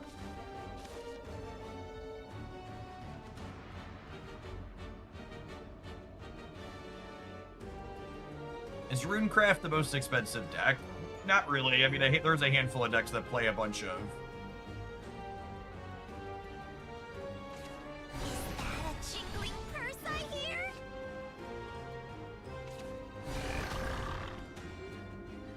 Yeah, no Orcus here. They got the Burn and Evolve to kill my 4-3. Seems pretty good for us if so. No, just puppets.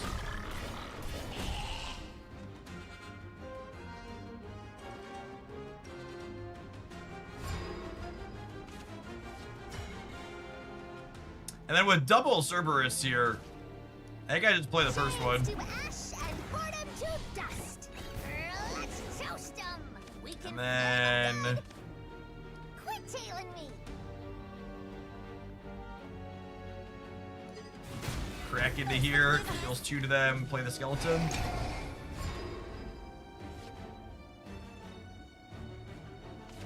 I lost my strengths and gained a heart.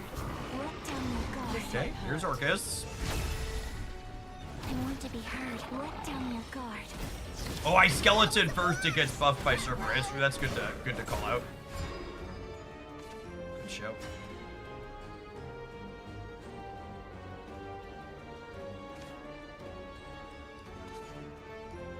Chains to ash and burn 'em to dust. Let's toast 'em. So this would be 5 right now, which actually would give me lethal, yeah. Quit tailing me. I might have lethal anyways. Run over. Pretty close.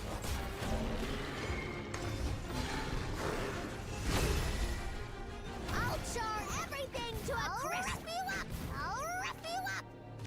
Yep. Quit tailing me. Quit tailing me. Get away. All right. Get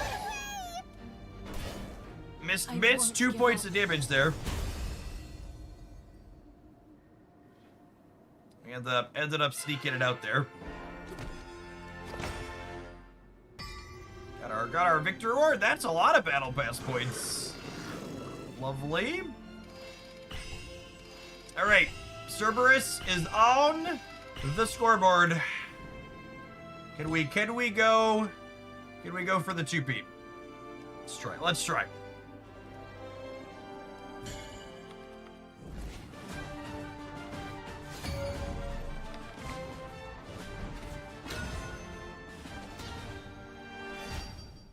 Seems like a complex game, or is it just me seeing it for the first time? No, this game is markedly more complex than Pocket and Snap, which is part of the appeal.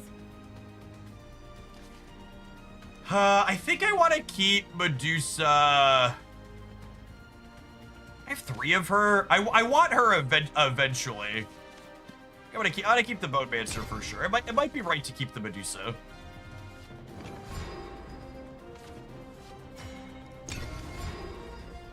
Yeah, more in line with Magic the Gathering or Runeterra in terms of complexity. Right then, raring to go. Only ransom I take is blood. So this is going to their base. I think it's just Little Bonemancer. Treat all my specimens equally. Change doesn't scare me anymore.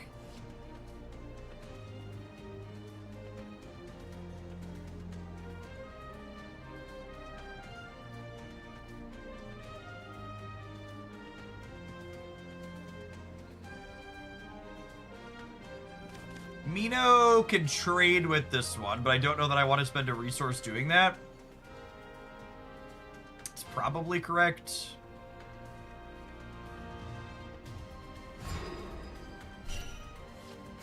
Olivia as a card draw is good. We'll want to get that gas flowing later on. I think I want to Nothing personal. tap this and just keep attacking their face here.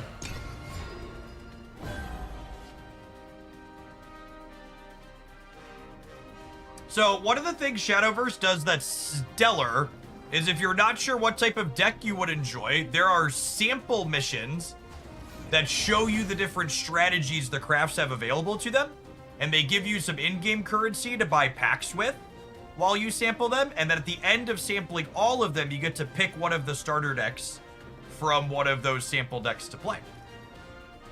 Really, really elegant onboarding.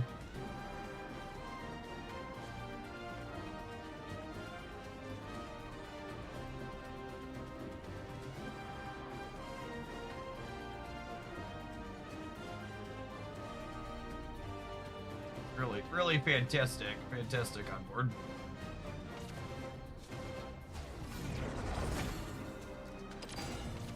The curious artificer dons their mask. Trajectory.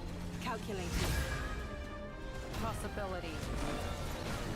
We made a narrow escape.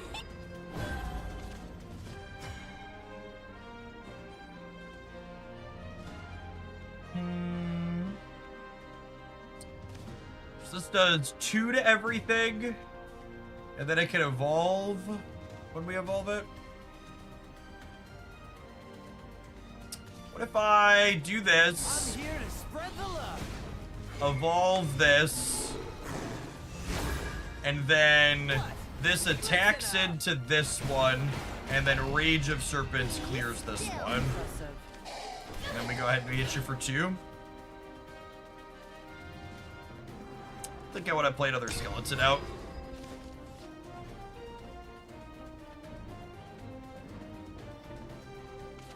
For you, dear, I would give anything. For you, dear, I would give anything.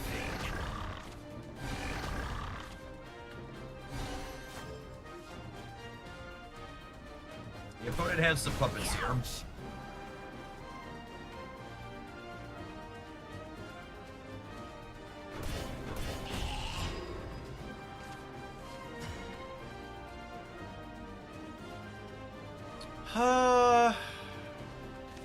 I'll be down at evolution if I use this, but it'll also clean up the board, which is pretty appealing. Rough and raring to go. You just sparked up For the person that's confused on the other side, my opponent did not play the thing that temporarily puts their things into play. They played the one that evolves to put one permanently into play. So I needed to attack and kill the things my opponent had there. They were not going away. So there's a 5 energy spell that puts 2 artifacts into play temporarily, and then there's a 5 energy unit that when it evolves, it puts a permanent artifact copy into play. They're the same amount of energy, so it's easy to mix them up. But the one that's temporary puts explicitly 2 artifacts into play and doesn't take an evo.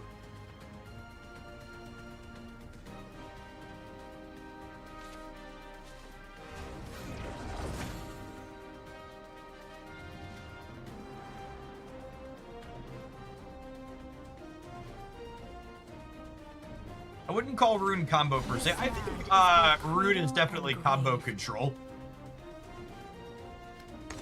This might hurt. If you're an old Magic the Gathering player, I think the best comparison I could give you for a Magic deck is the Rune deck that's good in this game right now is basically Scape Shift.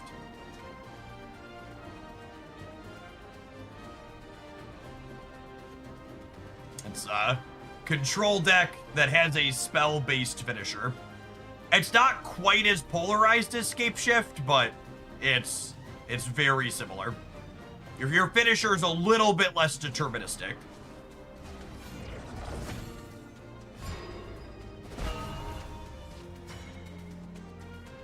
I think I want to Olivia and apply pressure here. It's close though, because in order to do this, they're going to be up super evolutions, which is never appealing. I think I want to do this. Even fates follow my lead. So this hits them first, kills their thing, and then some for 1, and then these do 5. I think I'm chilling on this skeleton for now to play out alongside a Cerberus later. We didn't find another finisher here or another way to draw cards, which is sad about Olivia.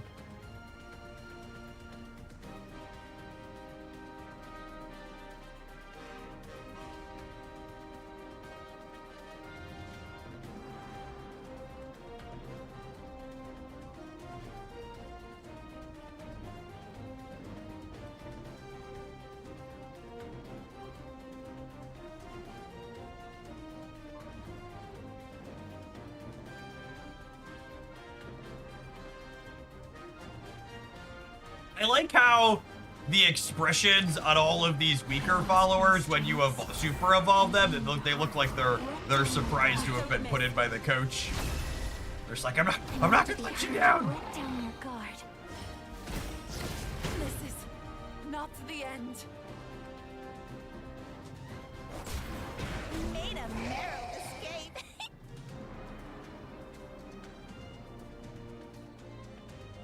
Yes, Shadow Crypt plus Cerberus can also be a big burst of damage.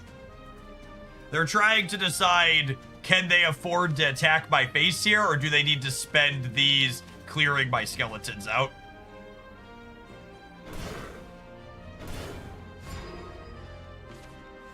That was very aggressive.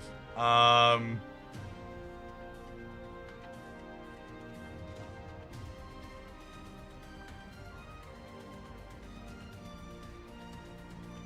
I've got so many options here. I think it's Divine Thunder, Skeleton, clear this, hit them for 2, plus play a Shadow Crypt.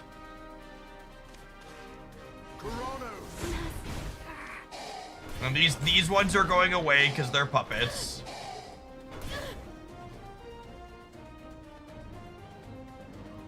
And there's still a couple of energy off playing the big bot, so I think I could just do this turn. I don't think I need to prioritize healing just yet. Is it right to get this down and just heal? I'm just gonna heal a little bit.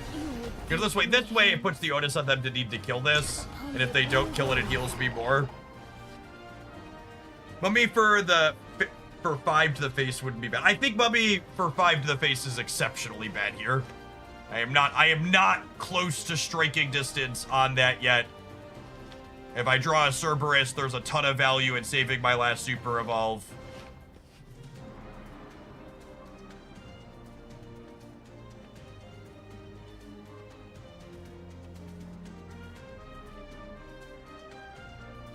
Next turn we can threaten a lot of damage.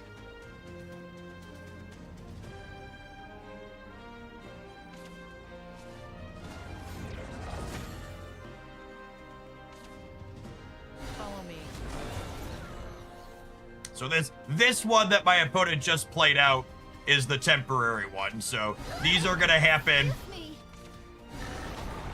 and then these are going away here. More than already?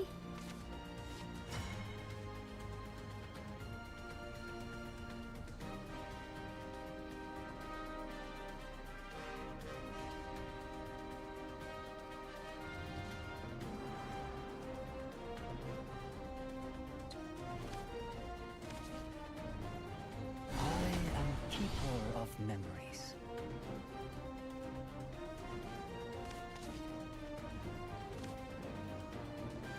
I'm gonna do this and send this here and this here, and then I'm gonna play this, and I'm gonna play this, and I'm gonna attack their face, and then we're gonna sit on this to work with Cerberus next turn potentially.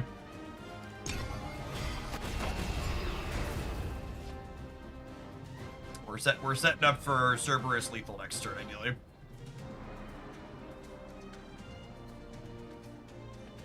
Because these have Storm, and Cerberus will give my things 2 attack. What am I saving Skeleton for? I just have finite board space. So I don't want to play out too many things or restrict Cerberus' ability to create things on the board. This is gonna take 2 spots next turn with the Cerberus.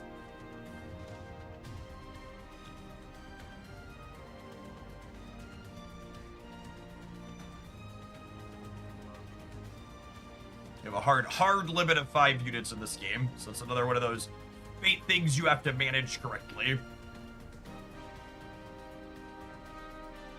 So Cerberus has this necromancy ability that says if we have 6 shadows in the bin, which we have 15 currently, she gives all allied followers in the field 2-0.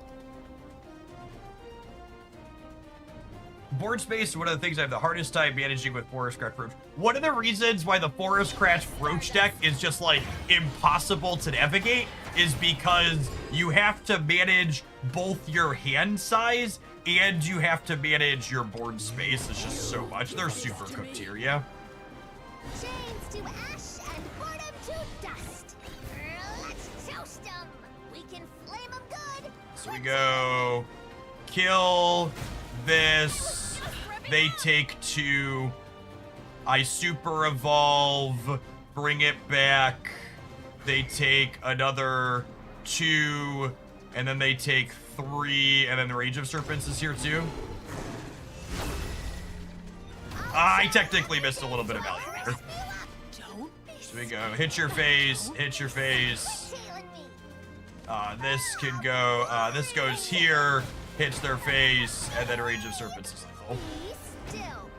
I won't give up. I wasn't, when I initially looked at this deck list, I wasn't 100% sure what the cemeteries were here for, but the cemeteries setting up 2 bodies for Cerberus to pump for a big damage swing is, I could have done even slightly more damage there if we needed to.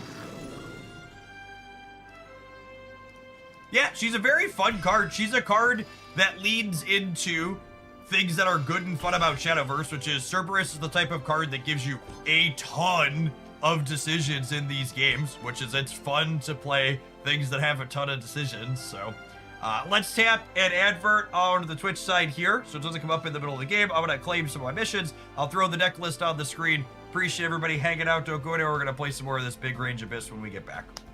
If you're watching on YouTube and you're enjoying the show, make sure you tap the like button. It's a free way for you to help the content become sustainable for me. I'm really enjoying Shadowverse, and I'd love to have it be a regular part of my content schedule for the foreseeable future. Neo unlocked. Oh, is he this is a leader, right? So I can assign him as the leader for our Abysscraft deck now? Is that how that works?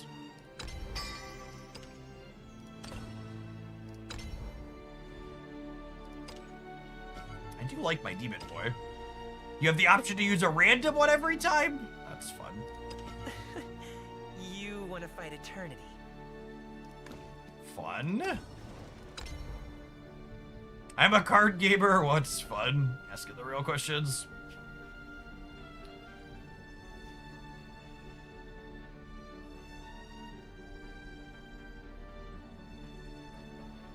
Do you think Olivia could be replaced? I think you could get away with one more Dark Seal demon over at Olivia, and maybe do without. I think 4 to 5 draw 2s is probably important. I guess you could play the just neutral 3 energy draw 2, but she's a good craft. She's a neutral card that goes in a lot of decks. Spending your resources to create at least your first copy of her is a good use of them, but this bigger deck definitely needs card advantage. We have 5. I think 4 to 5 combination of these as draw 2s is probably where you want to be. Her healing's not negligible either, but the big thing these cards are doing here at the top is drawing us cards.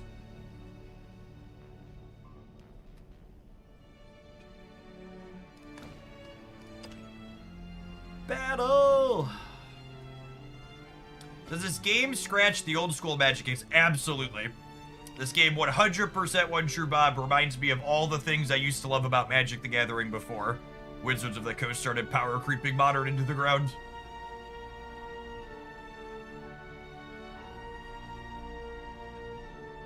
Minus the resource variance.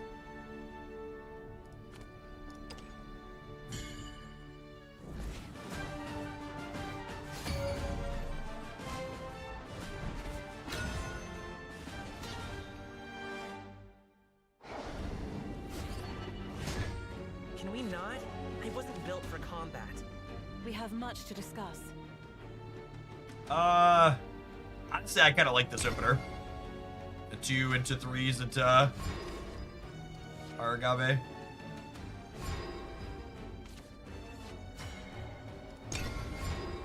LBB, thank you for the over 4 years. Appreciate the continued support. Welcome back. I really do appreciate all of the regulars that have been along as we explore all sorts of different things. We've got 700 people on the Twitch side and almost 200 people on the YouTube side this morning for close to 900 for Shadowverse. I've been having a good time with this game.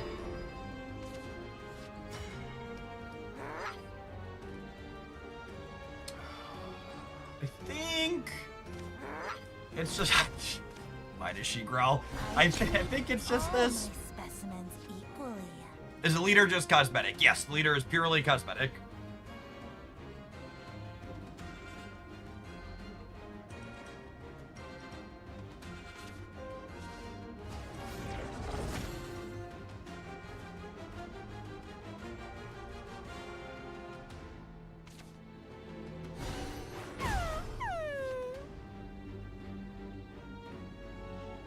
Yeah, the designers knew what they were doing with that character, huh? Definitely do. Narrow escape.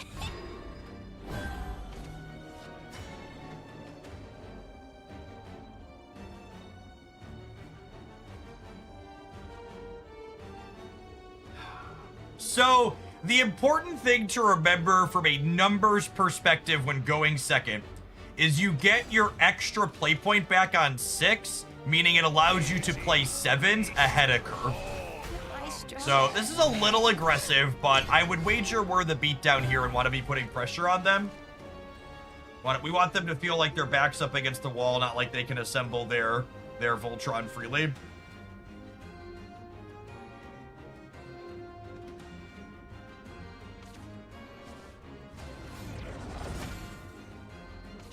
The curious artificer dons their mask.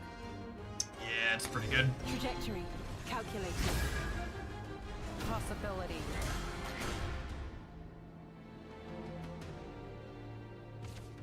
I don't have to do anything here. They clean us out. On to the next hunt.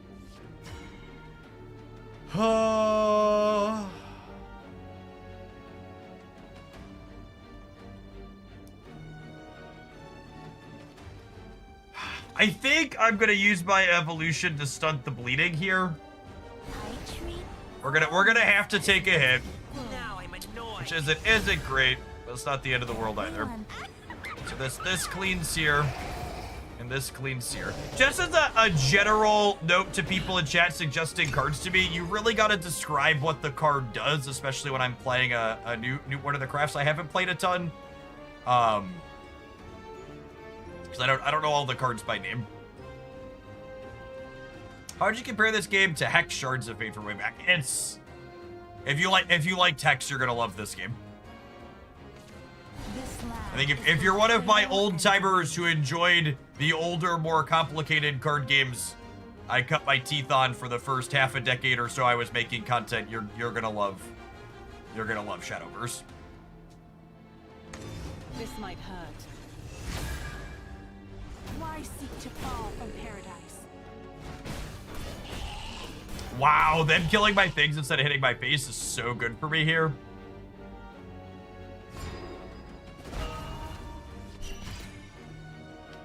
I think it's just make a point, make a Medusa. To stone or swallowed whole. They swallow. So Medusa is a great board clear. She has rush, meaning she can attack units right away.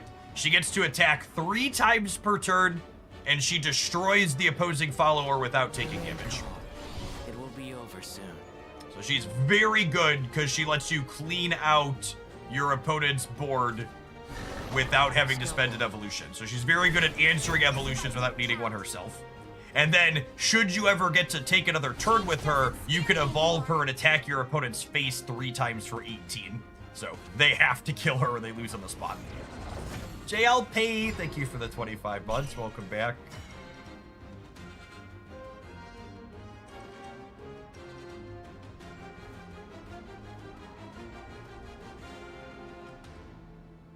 What do we think of Mino plus Shadow Crypt to then set up a big Cerberus next turn? I think I'm kind of into it, yeah? It's not a ton of value on Mino, but it does a ton of pressure. Nothing personal. Am I stronger? Keeper of memories.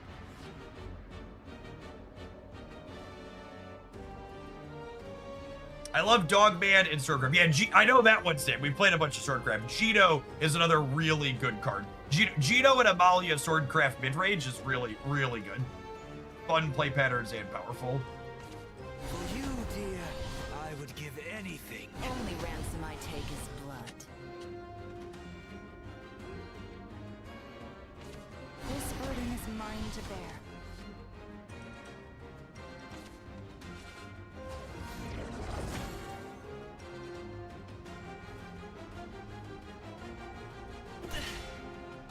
So, do I understand this correctly?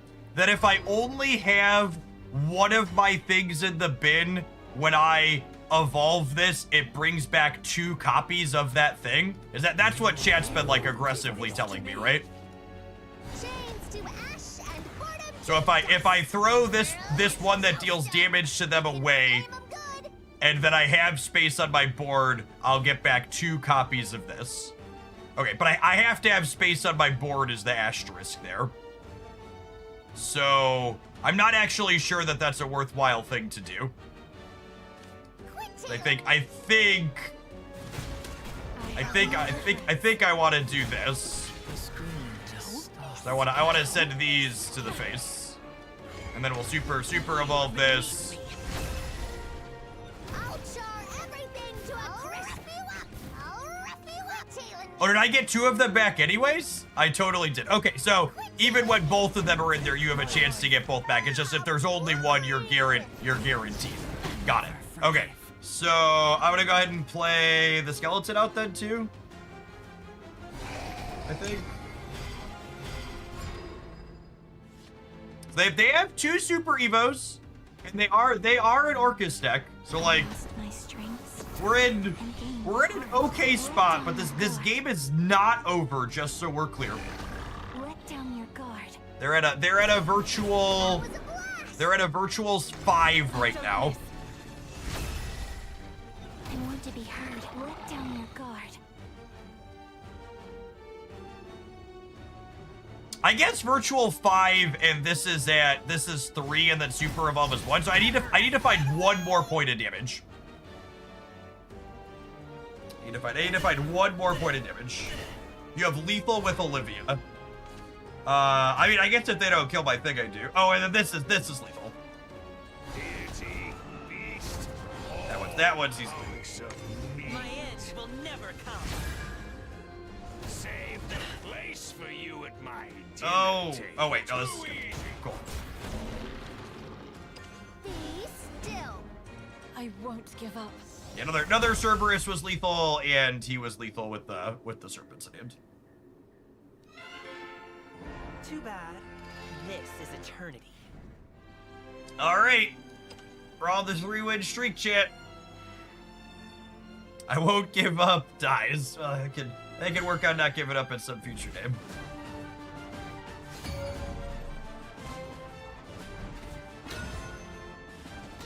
So ward does not force spells to target the units.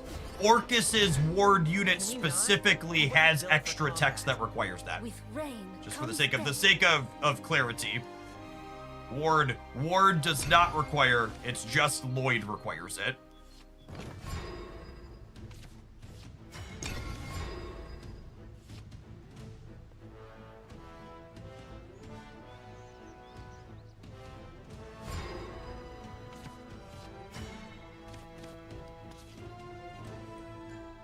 Rough and raring to go.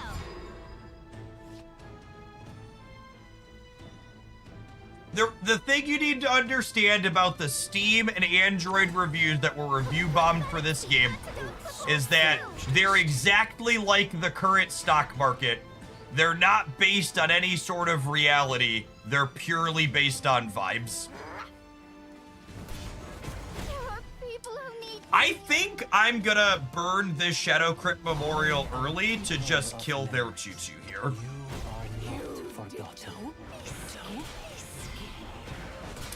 I think they're the beatdown most likely, and I want to try and live. So I'm gonna prioritize taking my trades here to live. Rally to your king. Forged in steel.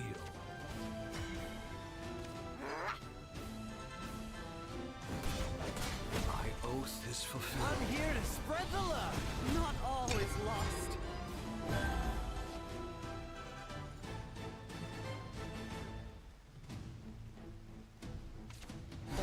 The economy is very typical card game economy. Reason. There are booster packs. And honestly, it's a lot more generous than typical card game economy at that even, because the guaranteed legendary every 10 packs while also frequently getting it before then. Yeah, it's so funny to hear people review Bob because I actually, the more I experience, the more it feels markedly better than other games I've spent money on. Not all is lost. Copy paste deck list. Thank you for the 2.5 years. Welcome back. Help is here. To the shores of victory. Rally to your king. Forged in steel, my oath is fulfilled. On to the next hunt. Now we do this, yeah? And we evolve her, which kills 2 things. And then I can play Rose out here to heal some damage. I was just watching someone open pocket packs and they went 30 packs without an EX. Genuinely, the Pokemon Pocket economy might be the worst economy of any digital card game I've ever touched. It is aggressively easy to get completely screwed.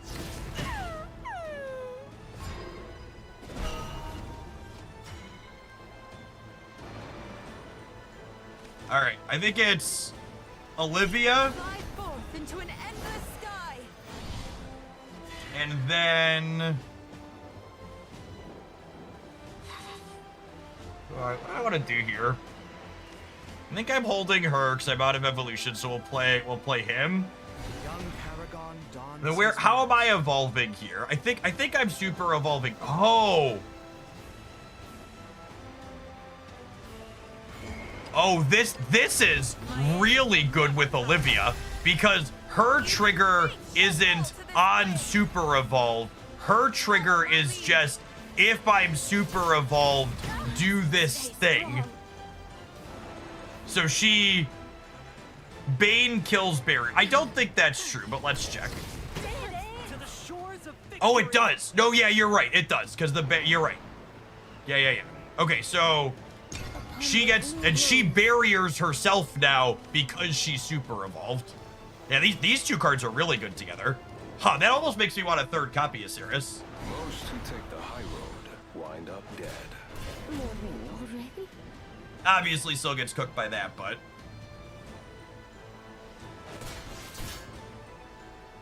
why are we putting her to 6?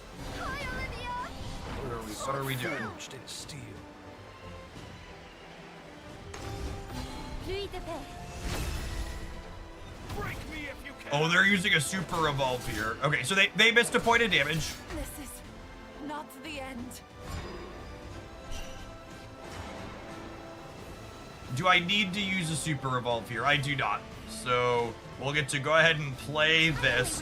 This really feels like the #1 most important thing for mid-range decks in this game. Is I feel like from a deck building perspective, it is absolutely critical that you have a way to clear a super evo without spending an evolution yourself. And this deck has 3 Medusa and 3 of that 2/1 that we can play for 4 that does it. Pierce through the heart of darkness. Find my way. Forged in steel. We made a narrow escape.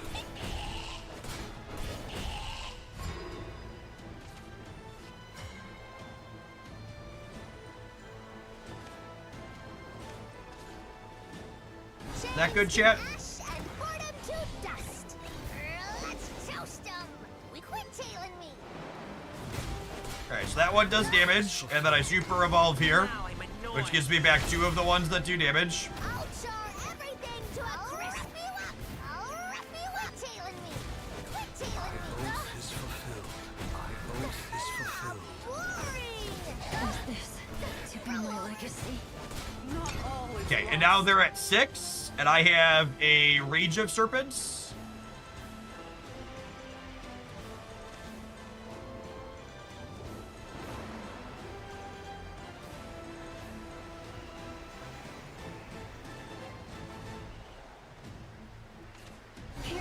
heart of darkness. Oaths By are my blade. forged in steel. Okay. I mean, that lets them clear my board out.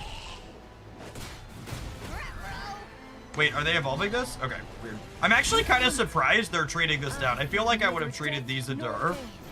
My oath is fulfilled. I guess they want to keep a ward unit, huh?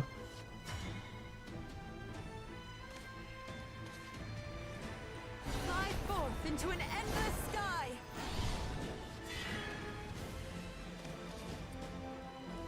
Be still.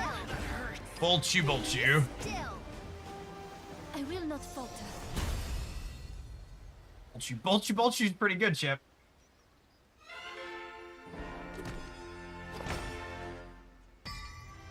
Too bad.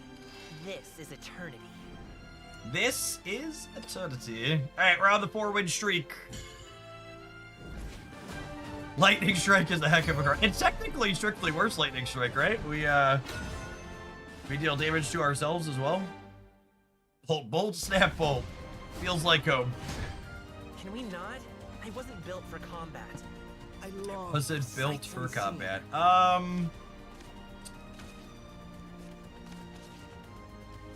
think all my 2s actually sounds great here. I want to keep those.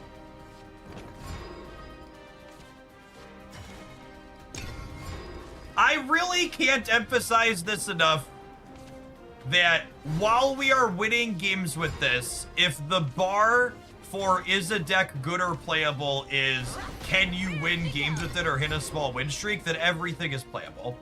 And I think in general this game feels... I'm actually really surprised at all... Well, I guess I'm not surprised, but it's eye-roll inducing at the number of complaints I've seen about balance in this game, because this first set feels relatively balanced to me. I feel like I can not be embarrassed playing almost anything, which is a low bar, but we've managed to clear it. I also think that it's the easiest to balance your first set because it's the smallest card pool. So I'll be curious to see how their balance gets maintained as the game matures.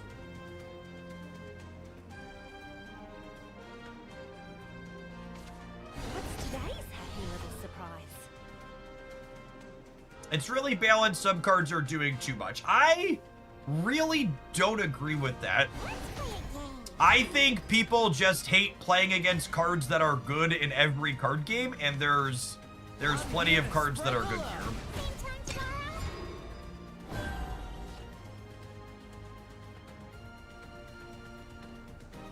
Is Dragoncraft playable? Yeah, there's a Dragoncraft highlight on my YouTube channel. Like, there's 2 different ways to build it. They're both kind of ramp focused, but one of them is more aggressive, and one of them is more controlling over the top.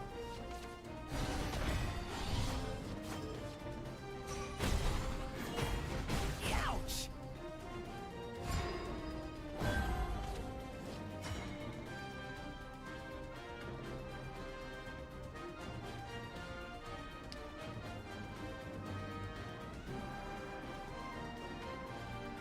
Love any of my plays here, if I'm being honest. What if I do this, which gives me a shadow, and then I trade here, which gives me a shadow? Oh, do these not make shadows? Oh, these made shadows. That's fine. I still want that trade, I think. I was just thinking I was going to get to storm both of these. I think I want to hold Lionheart Ward as a way to kill something in case they plug something big down here.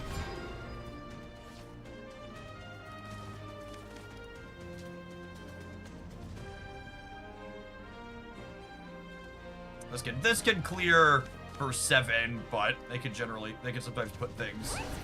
Banish doesn't generate shadow. Yeah, that's good to know. I think I knew that somewhere in my brain, but was disconnected from it for a moment.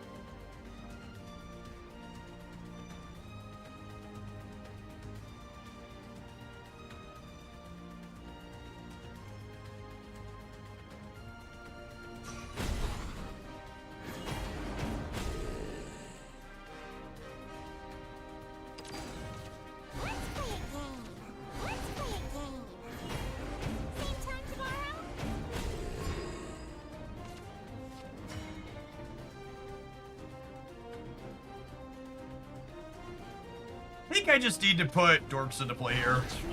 Young Paragon dons his mask. kind of out of gas though too, so I might be wrong to commit this proactively. I really need one of my 5 draw 2s.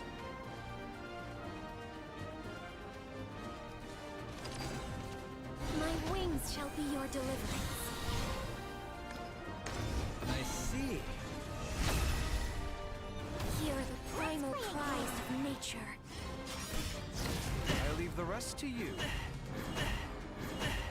That hurts.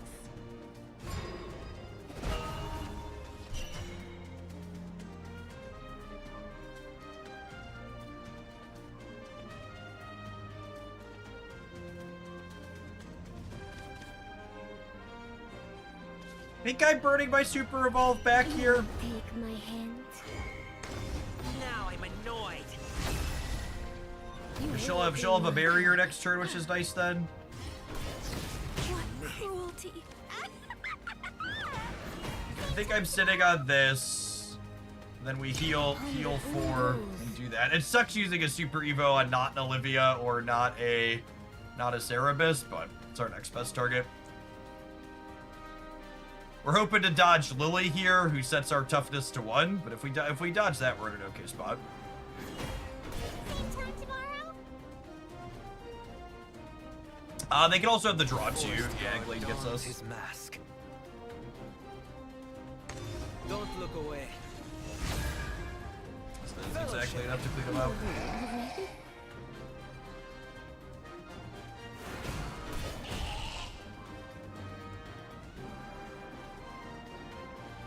What is the website you're using to look for decks? A website called Shadowverse Wins, aggregates decks posted on social media. They have a road cheer? How does one Somebody else. twinkle with your wings? Twinkle with your toes. That's really good. So is that. So is that. Well, it doesn't actually full clear here, yeah?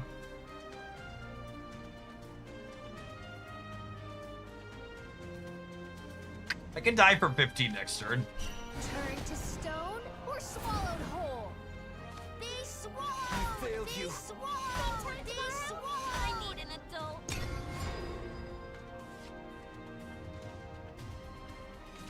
Godwood staff. Awaken. Godwood staff to lead means we shouldn't be dying this turn. What's today's happy little surprise?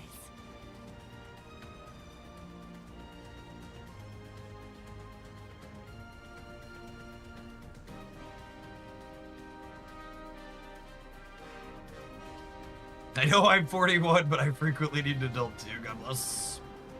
What does Medusa do? So she can attack 3 times, and she destroys the opposing follower when she attacks it. It's quite good.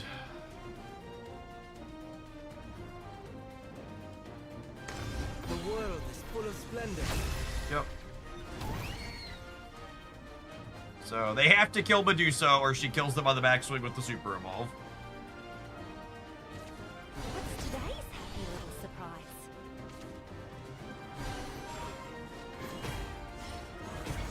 This fight didn't count. That hurts. Let's play a game. Being cleansed.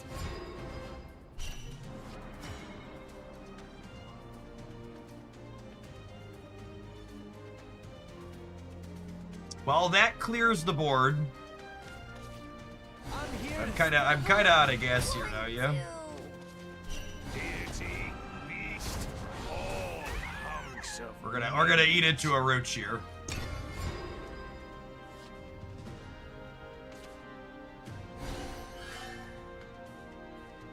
Or 16 cards into their deck, so very likely getting roached. Let's play a game. Same time tomorrow? Ouch! Let the light anoint my blade. on to the next hunt. So roach, for people that haven't played this game, is right there. It gets 1 attack for every card they've played over the course of the turn. It is Storm, so it gets to go to the face right away.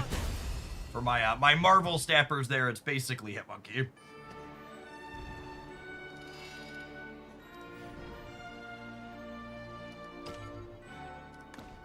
Alright, try to get one more in here with this and then I win.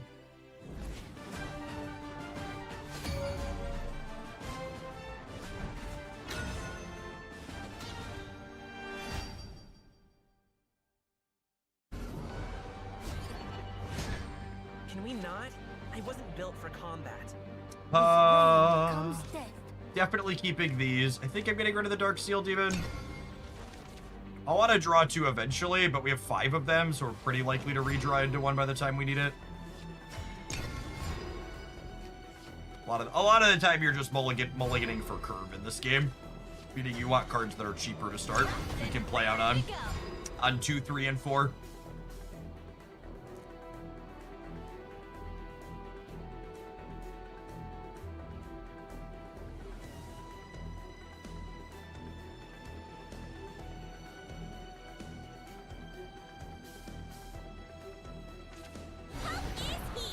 To the shores of victory.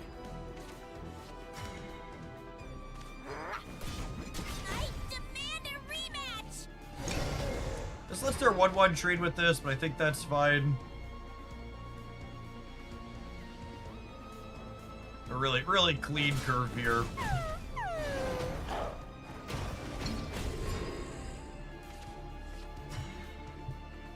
Bone Mancer versus Blue Rose. I think I'm gonna Bone Mancer. I treat all Playing her when she can ideally heal us a little bit back at the end of turn is ideal, I think. And then next turn, we'll unlock our evolution, which lets us Dark Seal Demon plus evolve it to deal 6 to something. Forged in steel. Real clean. And this is their only play. They are super far behind on tempo. Demons aren't to be trusted. Now I'm annoyed. If I must. You're in my way. Not all is lost.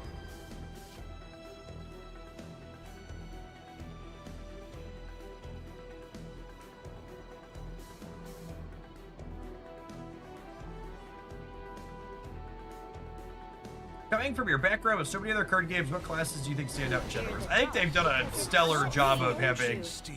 every class have a pretty sweet, unique identity. Been having fun with a lot of them. Understanding is the first step to conquering. We made a narrow escape. So I'm actually gonna go ahead and Divine Thunder here, because it deals 1 to the extras, which then lets me go this, clear this, this, clear this. This comes down with Storm, which lets me trade here, and then I get to crack their face for 6 here. And we're kind of like already at the let's pivot part of the game because my opponent's been so far behind on tempo. I guess we'll see if they're a Geno Amalia build or a smaller build. If they have Genos and Amalias, they could potentially grind down here from here yet. Most who take the high road wind up dead. You mentioned there was review bombing for this game. Why does this fan base seem particularly angry about this game as opposed to other mobile card games? I mean, have you played other mobile card games? The Marvel Snap fan base is constantly bad. Let this be the war to end all wars. How does Medusa work versus Bane, chat? How does Medusa work versus Bane? How I want or how they want? Please help. Please help. She wins! Oh, baby. Turn to stone. I'm excited for this Medusa to die. Chat was very confident that she wins, so there's about a 50% chance she's about to die here. Let her run. Whoo! She lives! She lives! Lovely, lovely, lovely. Most who take the high road wind up dead. Fight didn't count. Fear the dark because it let me aid you. Alright, chat, I take back some of the bad things I've said about you.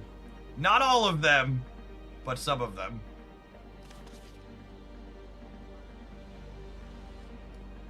Chains to ash and boredom to dust. Let's toast them.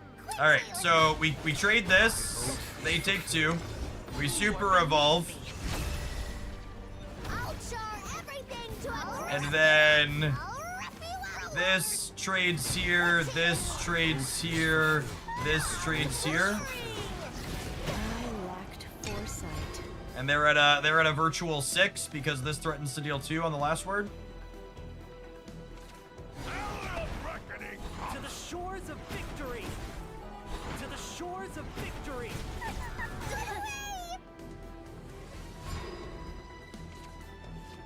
Oh. They forgot. They were dead. They were dead either way, just for the record. I think they thought their other things were gonna have rush. Easy mistake to make. This is eternity.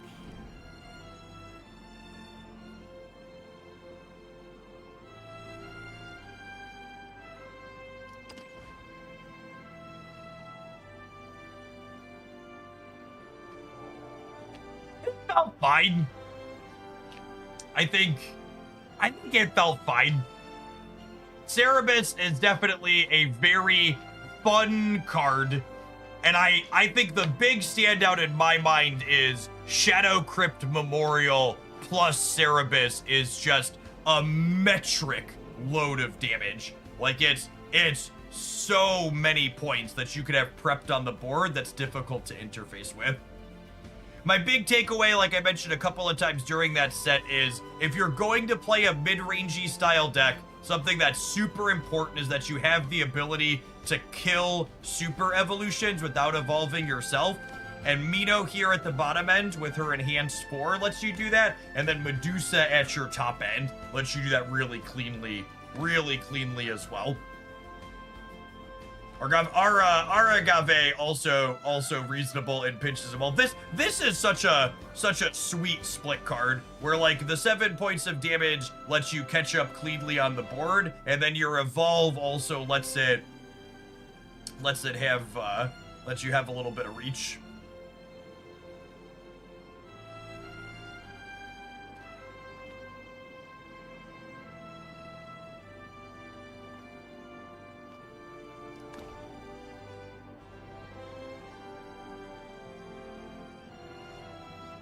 I don't know. I haven't gotten into it today, but just to make it clear where I stand and maybe put some nuggets of thought in other people. The primary reason people are review bombing this game is because this game doesn't let you cut off your foot despite your face. Like, is that the saying? I think that's the saying. Maybe I got some of those words mixed up. But basically, the original Shadowverse allowed you to destroy any number your nose despite your face. There you go. The foot, nose. All right. The original Shadowverse let people destroy all of their copies of a card. So what people would do in the original Shadowverse was destroy all of their factions except for one, and then only ever play one faction. Which made it easier as a free-to-play player to get all the cards in one faction, but it also meant you had no variety, and it meant people who destroyed a bunch of cards, built a deck, and then destroyed all those cards and built another deck, eventually ended up with nothing. And the Hearthstone team is on record saying one of their biggest regrets in their economy is letting people destroy all their copies of a card, because it burns the player base out that does that. So yes, it cuts off one very specific avenue for people that know exactly what they want, but for the wider population as a whole, it causes immense amount of burnout because it opens players up to the ability to do something that's incredibly detrimental to their collection as a whole, and eventually they destroy down to nothing, and then they leave and they never come back. Like, it's hard enough to get players to return to a digital card game when they take a break. And if you're someone who destroyed a bunch of your cards over and over again, if you have nothing to come back to, you're never going to come back. And players who are close to leaving are going to constantly destroy their stuff looking for something to find joy, and they're going to have very little to come back to when they eventually quit.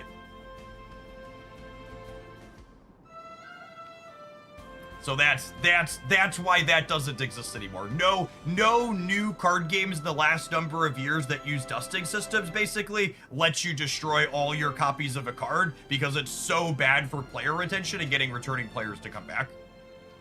It's a terrible long-term decision for your game. You have to protect the players from themselves.